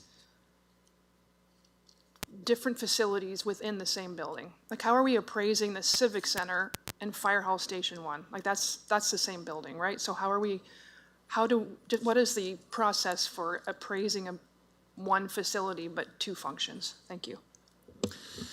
Yeah, the appraisers would explain the process that they use when they finally do the appraisal, but it's typically would just be one facility, one piece of land. What would be the highest and best use for this piece of land? Whatever is going to ultimately be available to reuse or to sell, whatever council decides to do. So it is possible that the appraiser will treat it as two different pieces of property, but I doubt it. I think they'd probably look at it all as one because there is, I mean, as you can see, you can get from that side of the building through this building, that sort of thing. So I expect they'd probably do it as one. But we get to, we get to ask questions of the appraiser when we select who the appraiser is. That's way down the road here, but when we select who the appraiser is, we can ask them to do it on a basis of highest and best use. We can ask them to separate it into two properties. We can get direction at that time. Thank you. Do you have any concerns, because there's been the characterization of this building, and there's still differing opinions about that, about the quality of this building and how, what terrible shape it's in publicly and repeatedly throughout this process, I think to enhance the option of moving to the hub. So how do we expect folks to now assume that we're going to be selling a building that's I don't believe it's in terrible shape. I think it requires work, but obviously my position has been that work is reasonable and could be done so at a reasonable cost. How are we going to change that narrative about the quality of this building now? Thank you. So the appraiser will not consider what was said or what was written. The appraiser will look at the value of this building based on other buildings with similar uses, based on highest and best use. They're not going to look at whether there was a public discussion about whether the building was maintained properly or not. They'll just look at the value of the building. That's their, and you can ask them that question if you want to when the time comes, but I'm pretty certain they'll tell you that doesn't factor into it. At this point in time, we're just seeking council direction to do a couple of things. I will comment on the Children's Treatment Center. It is going to be available to us very soon, and that's the good news, is that we've got a brand new treatment center that's going to be opening up very soon. I don't think we'd be being responsible if we sat on it and didn't come to council and had an empty building without some direction. So the reason why this is here is because we've been told that they're very close to moving out of the building and that we'll have access to the building. So that's the reason why it's here. I do just want to briefly talk about, I don't know if there's a question, but you mentioned earlier about the other property on St. Ursula. So I think you'll see this, if council approves this, you'll see this in our staff report, that St. Ursula is large enough to be able to accommodate housing as well as a fire hall. So we'll give more details about that. So I think there's still very much a possibility that St. Ursula can accommodate housing as well. And I expect that'll come out to council when we present the reports if this motion is passed. Thank you, Michael. And sorry, I probably didn't word that correctly. I don't doubt that the appraiser will use his professional expertise to assess it. I mean, I don't think there's not a lot of civic centers and city halls and libraries for sale on the market. So I'm curious as to how he's going, or fire halls for that matter. Municipalities typically don't sell those. So I'm curious as to how he will do that. So I'm looking forward to that. And he will be coming back he or she, they will be coming back to council at some point with that information? When the time comes, you can give us that direction. I think at this point, we're just talking about preparing to get the appraisal done. If you want us to have what I would suggest is you have the appraiser deliver the appraisal. And then at that point, if you have any questions, ask the questions. We can arrange to have the appraiser here, he or she, or we can arrange to pass on the questions of council. This will be for the next council, not this council, because this is going to be quite some time. We're talking about 2027. So we won't have the appraiser do the work until at least, early in 2027. Okay, and just final question. That's fine, that makes sense. I appreciate that clarification. Moving forward, item 1 will be a separate process. I think that I'm still a little, I'm not quite understanding why these two were in the same report. I think it would have been a little clearer to understand moving forward why we haven't made any decisions about the treatment center. So I just am a little confused as to, I think this would have been more helpful perhaps to understand if that was a separate recommendation and a separate report. I'm just still not sure why we're aligning these. But if moving forward, they're going to be separate processes and they'll come back separately, then that's fine. Thank you.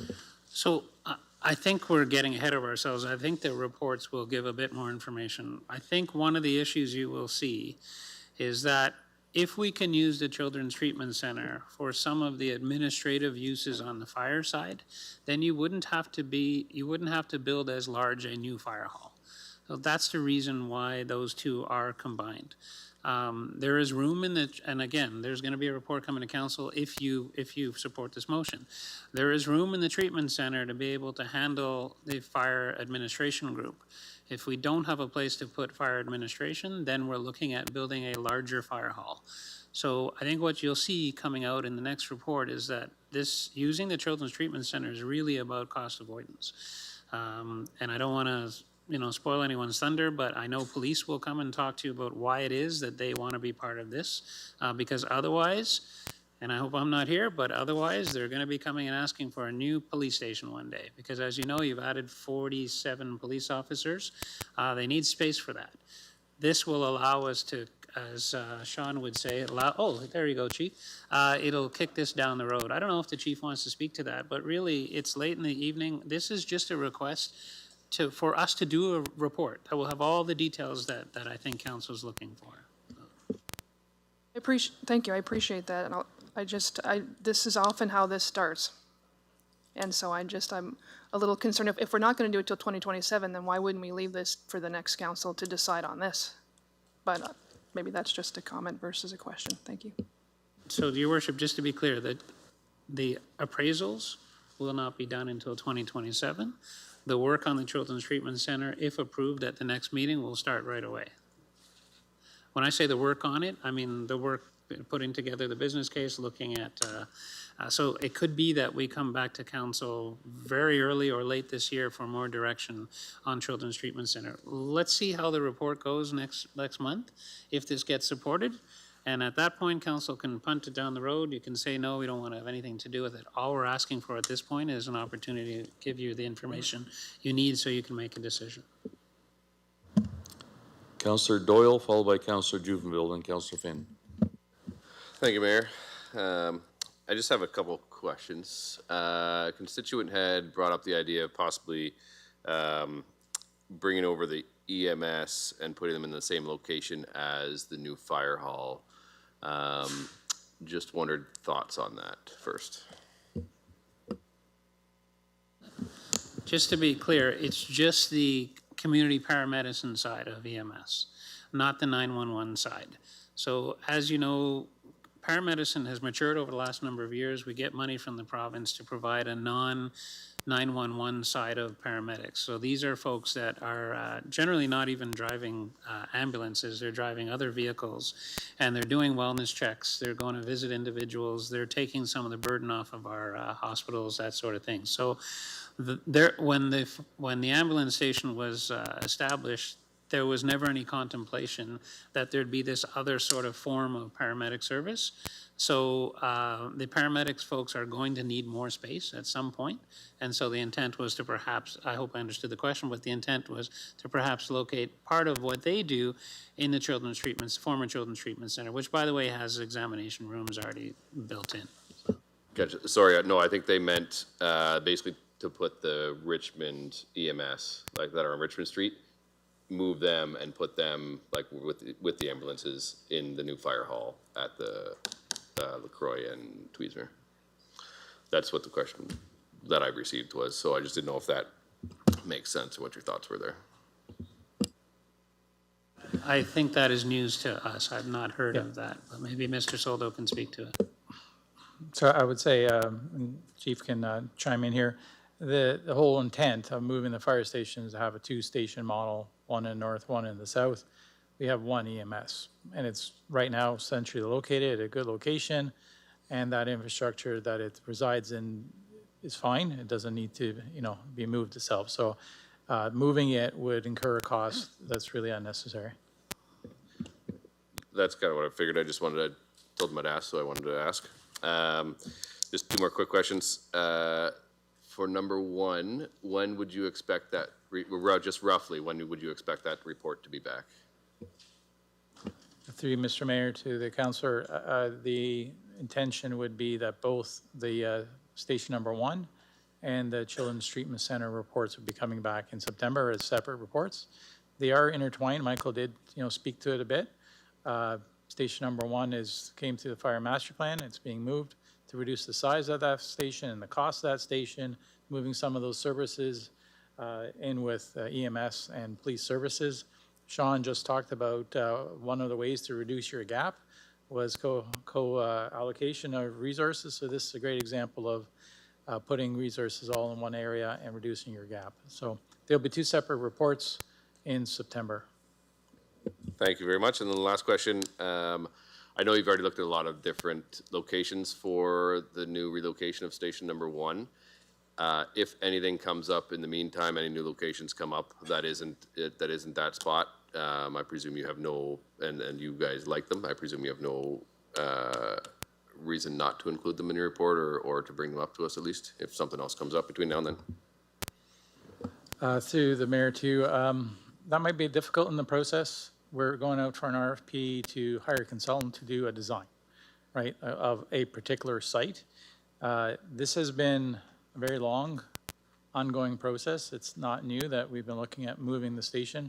I want to say 6 to 9 months. We have exhausted looking at multiple properties as indicated in the report in different locations to ensure that they meet response times, but then also from a cost and the development potential perspective. I'll get more into that in the report. But I think at this point, we're narrowing it down to this location because we'll be hiring a consultant to do design for that site. Okay, thank you very much. Councillor Jubenville, followed by Councillor Finn. Thank you, Mayor Caniff. I'm going to ask a question to our police chief since he's been so patient and sat here all night, and our deputy chief. Do you see any drawbacks or challenges to splitting up your services because they're not going to be underneath one roof? Thank you, through you, Mr. Mayor. No, not with our current needs. We've reached our capacity at our headquarters. So we've been talking with fire EMS in the city for some time about looking for space. And when the Children's Treatment Center came up, it was an ideal spot. I think it speaks to what council's been looking for and the community when we utilize municipal assets. It'll also help with what you'll see in the report if it is approved. We are renting space right now for our backup comm center. And if this does go through, it would alleviate that, which is about $100,000 a year savings. So no, not with some of the resources that we're going to move. They can move off-site, which will allow us to at least free up some space for now at headquarters. Okay, that's all. Thank you. Councillor Finn? Just one question which may lead into a second.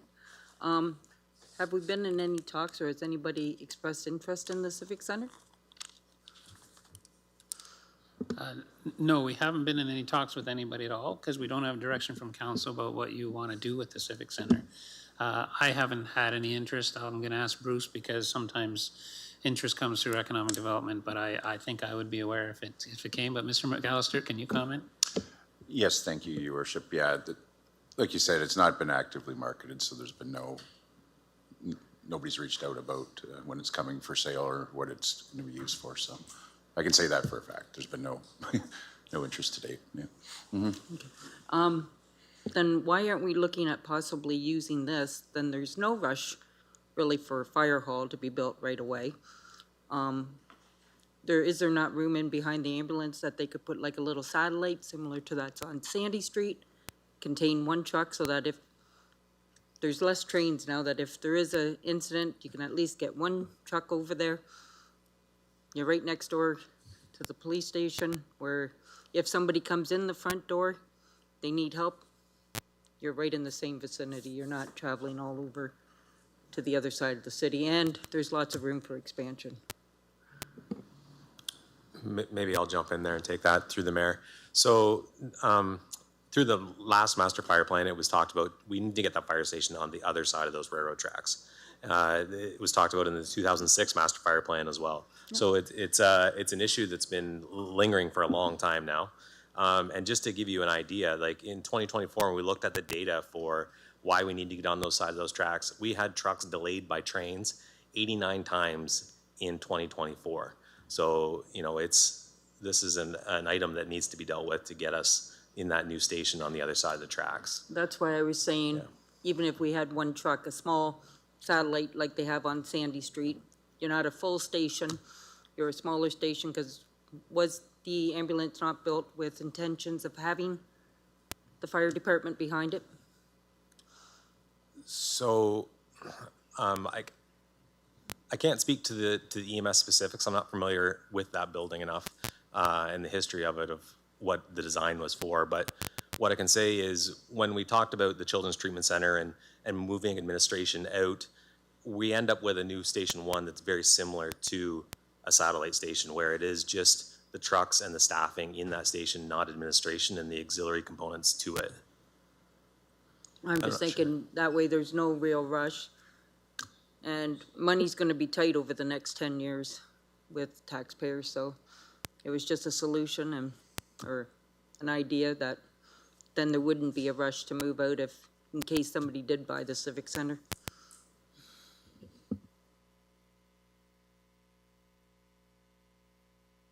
Hey, any final words from Beam McGregor, Scotchy? Nothing for me. No, it's okay, thank you. All right, with that, we'll put it to vote.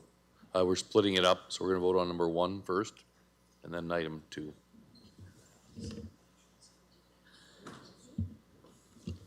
So on number 1, Councillor Hall? And Councillor C. McGregor? All votes are in, motion passes 13-3. And then number 2, Councillor C. McGregor? Councillor Hall?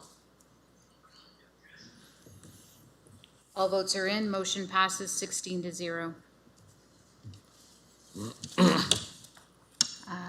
17M, motion of Councillor Story regarding financial accountability and regular public reporting on the Chatham Hub construction project.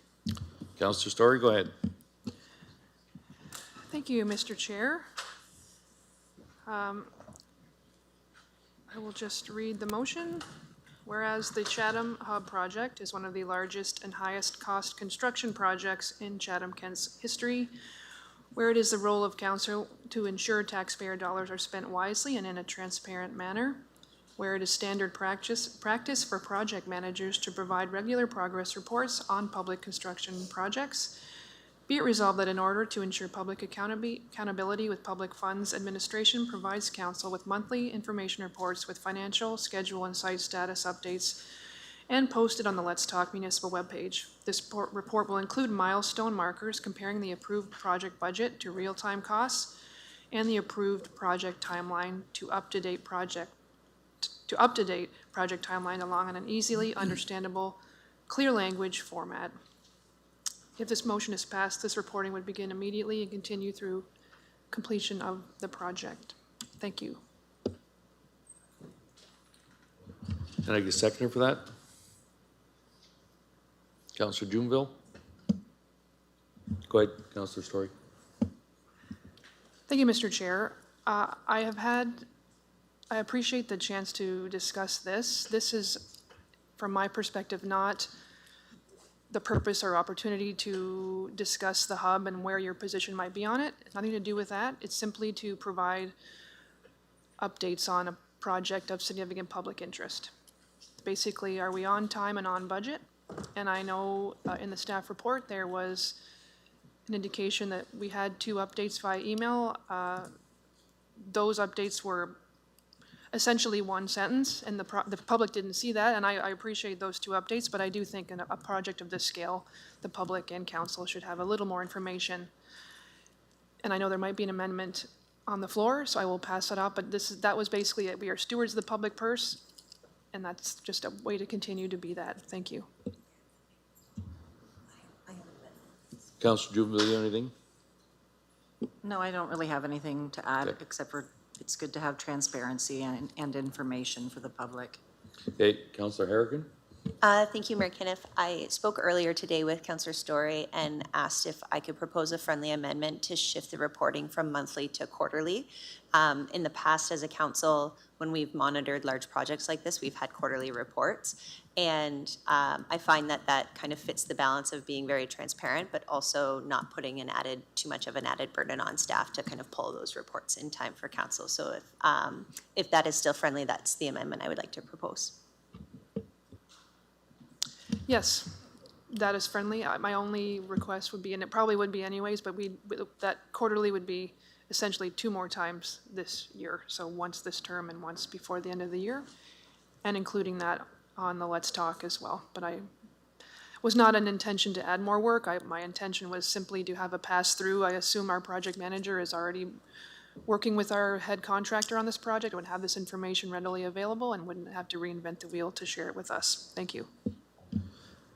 If I could add just what, if you don't mind if I one more friendly amendment, just that if there is anything exceptional happen in there that we get a report, we don't wait like we just get a report and 2 weeks later something happens that we're made aware of it. That's part of just standard.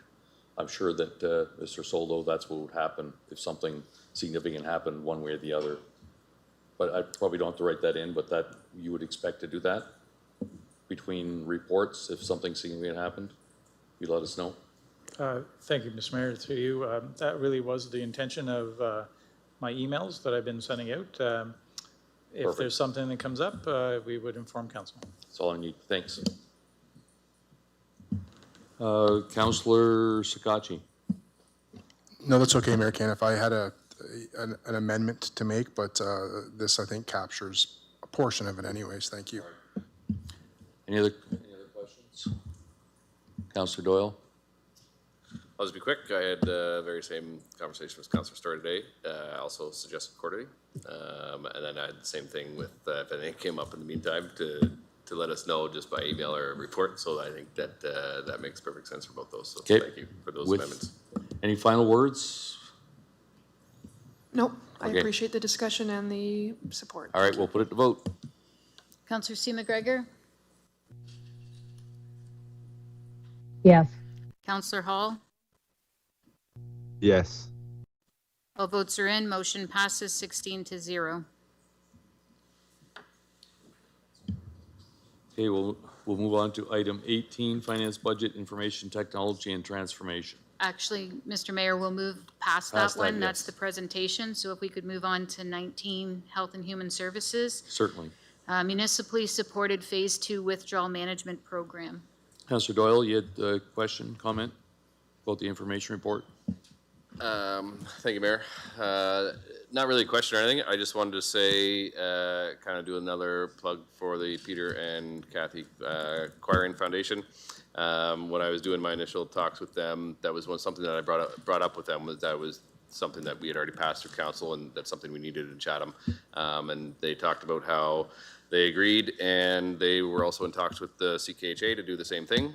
So I think taking a step back here and letting the Acquiring Foundation work on this is probably the best possible thing we could have done. So just want to thank them again for all their hard work, and looking forward to seeing it come together. Thanks. Bye. Item 20, Chief Administrative Office. 20A, Art Space Relocation Feedback in Chatham Cultural Center Plans. Councillor McDonald and Councillor B. McGregor, can you put on the floor, please? Yep, happy to do so. Which one? Yeah. Oh, okay. Oh, never mind. Oh, actually, I have a motion to put on the floor. Is that okay? All right, go, fire away. Okay. The relocation of art space be used for up to an additional 2 years, and alternatives be developed in consultation with a newly developed community advisory group, including various options for updated management models. Councillor B. McGregor? So seconded. All right. Yeah, so, oh, sorry. Oh, sorry. Go ahead. is this the time for comments?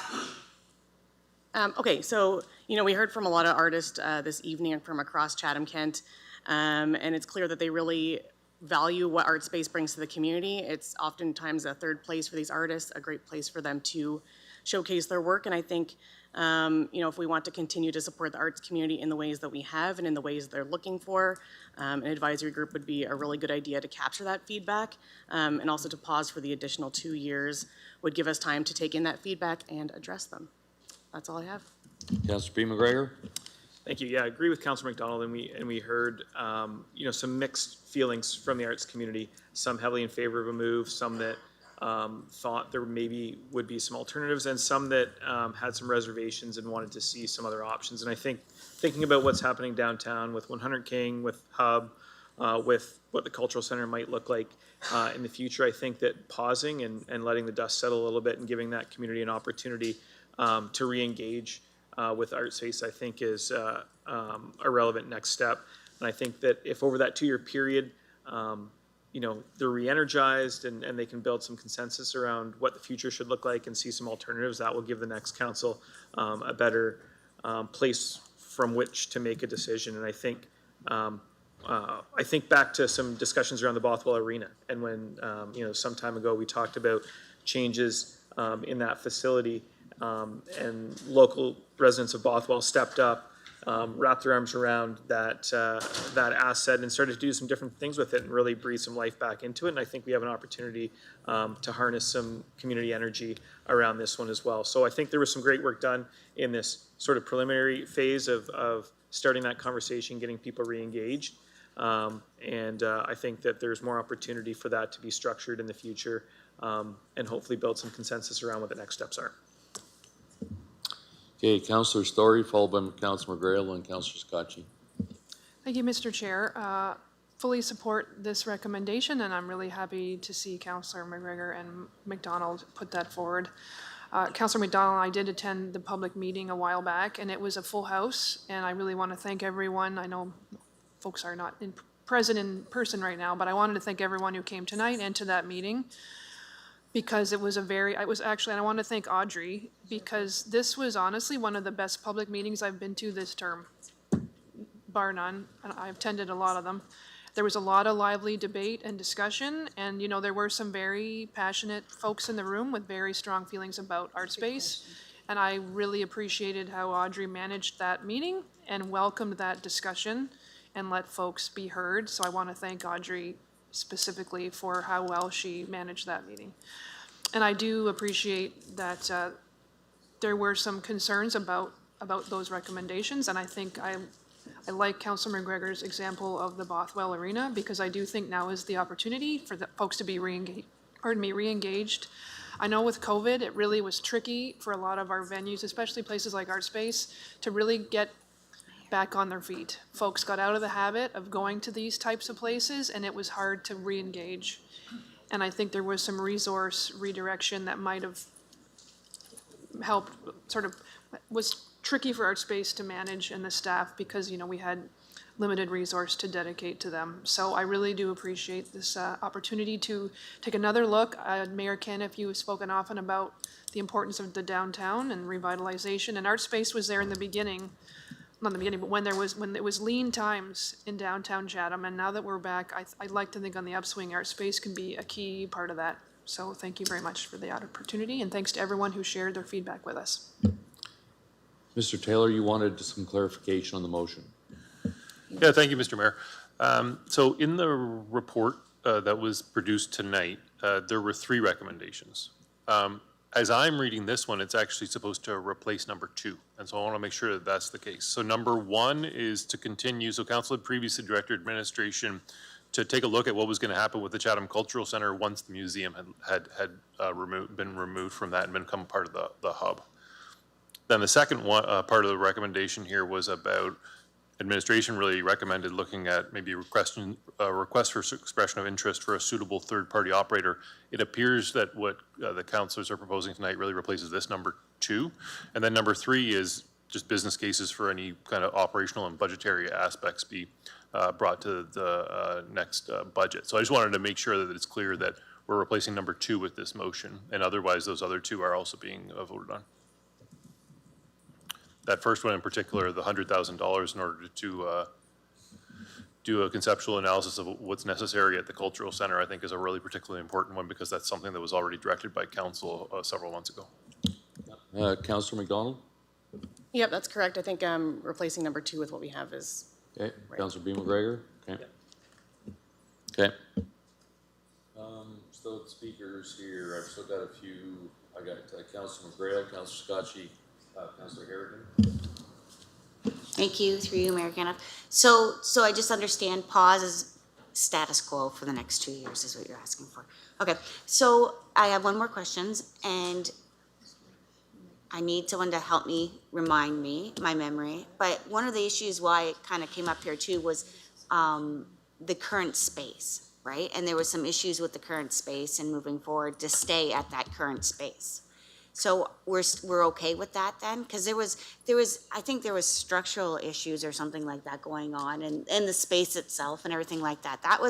Wasn't that like one of the main reasons why we were kind of started this process going down this road? So I just want to understand that pausing for 2 years, we're going to be okay with what we have at the moment.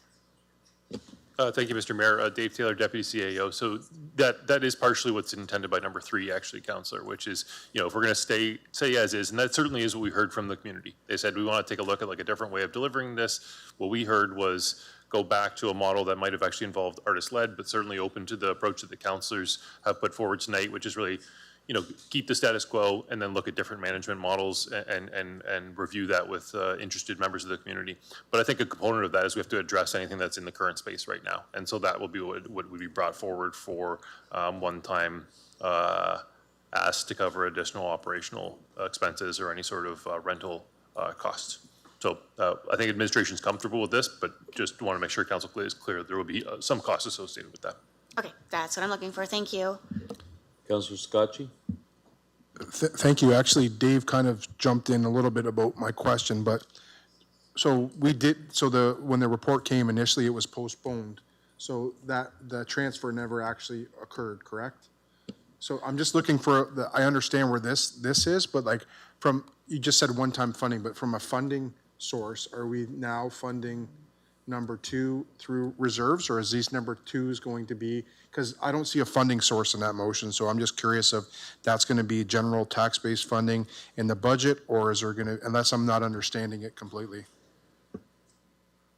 Thank you, Mr. Mayor. So just to be clear, the first one, that would be brand new funding coming from the strategic reserve. That's just a one-time conceptual review of the space. But if you're talking about maintaining art space in the current location, we already have existing money in the budget for art space, but there are some costs associated with it. There's less revenues, so there's gonna be some updates to the budget. But it's not like it's all brand new money. That money is still there in the existing budget, but there are some additional one-time costs that would be necessary to cover the operational items at the location, and there's some updates to the budget for the next 2 years in order to maintain that status quo. And because it's minimal, like maybe you're saying it, I'm just not understanding completely, but because it's minimal, can we use the one-time funding like from a reserve, like the strategic reserve that we need for that, or is that going to be, in the ledger of the budget as well? I'll certainly look to Mr. Quinton to correct me if I'm wrong on any of this, but one of the processes that we go through an EMT budget review will be what are the appropriate sources. And if we know that it's a fixed term review, it may well be a one-time type source. If we think it's longer term, then we might be looking at more of a tax-based funding. But Mr. Quinton, is there any updates you want for that? I've trained you well. Thanks. I won't drag it out anymore. I just normally that there's a funding source, but if I guess there kind of is one already, yeah, okay. Okay, just going back to the mover and seconder, anything to add? No, just wanted to echo what Councillor Story said, to thank Audrey for all her work on this, and also to the artists who've shared their thoughts in person and online. We really appreciate it. Perfect. All right, with that, we'll put it to vote. Councillor C. McGregor? Yes. Councillor Hall? Yes. All votes are in. Motion passes 16-0. Okay, we've got 5 minutes left. I'm just going to move to the reading of the bylaws, and we'll cover off notice of motion and everything else. Madam Clerk? Just want to clarify under the bylaws that the Drainage Department has notified me that bylaw for drainage work on the Arnold Creek Drain now needs to be removed from the third and final reading as an appeal has been received for the Drainage Tribunal. So we just want to remove that before third and final reading. Thank you. Okay, Councillor McGrail and Councillor Allen, can I get you move first and second reading, please? Yes, I'll put forth. And seconded. Anyone opposed? Motion carried. Third and final reading, Councillor Finn and Councillor Doyle. Happy to move. I'll second that. Anyone opposed? Motion carries. Resolution of council. Councillor Hall and then Councillor Anderson, can I get you to wrap it up? Next meeting to be held on Monday, August 10th, 2026, and that Chatham-Kent Council authorize itself to meet in closed session on that day to discuss any matters permitted by the Municipal Act. Mr. Mayor, if I can clarify, he said August 10th, which now we need to extend to July 27th will be our next council meeting, just to finish off the 5 items we didn't get to this evening. So just wanted to clarify that.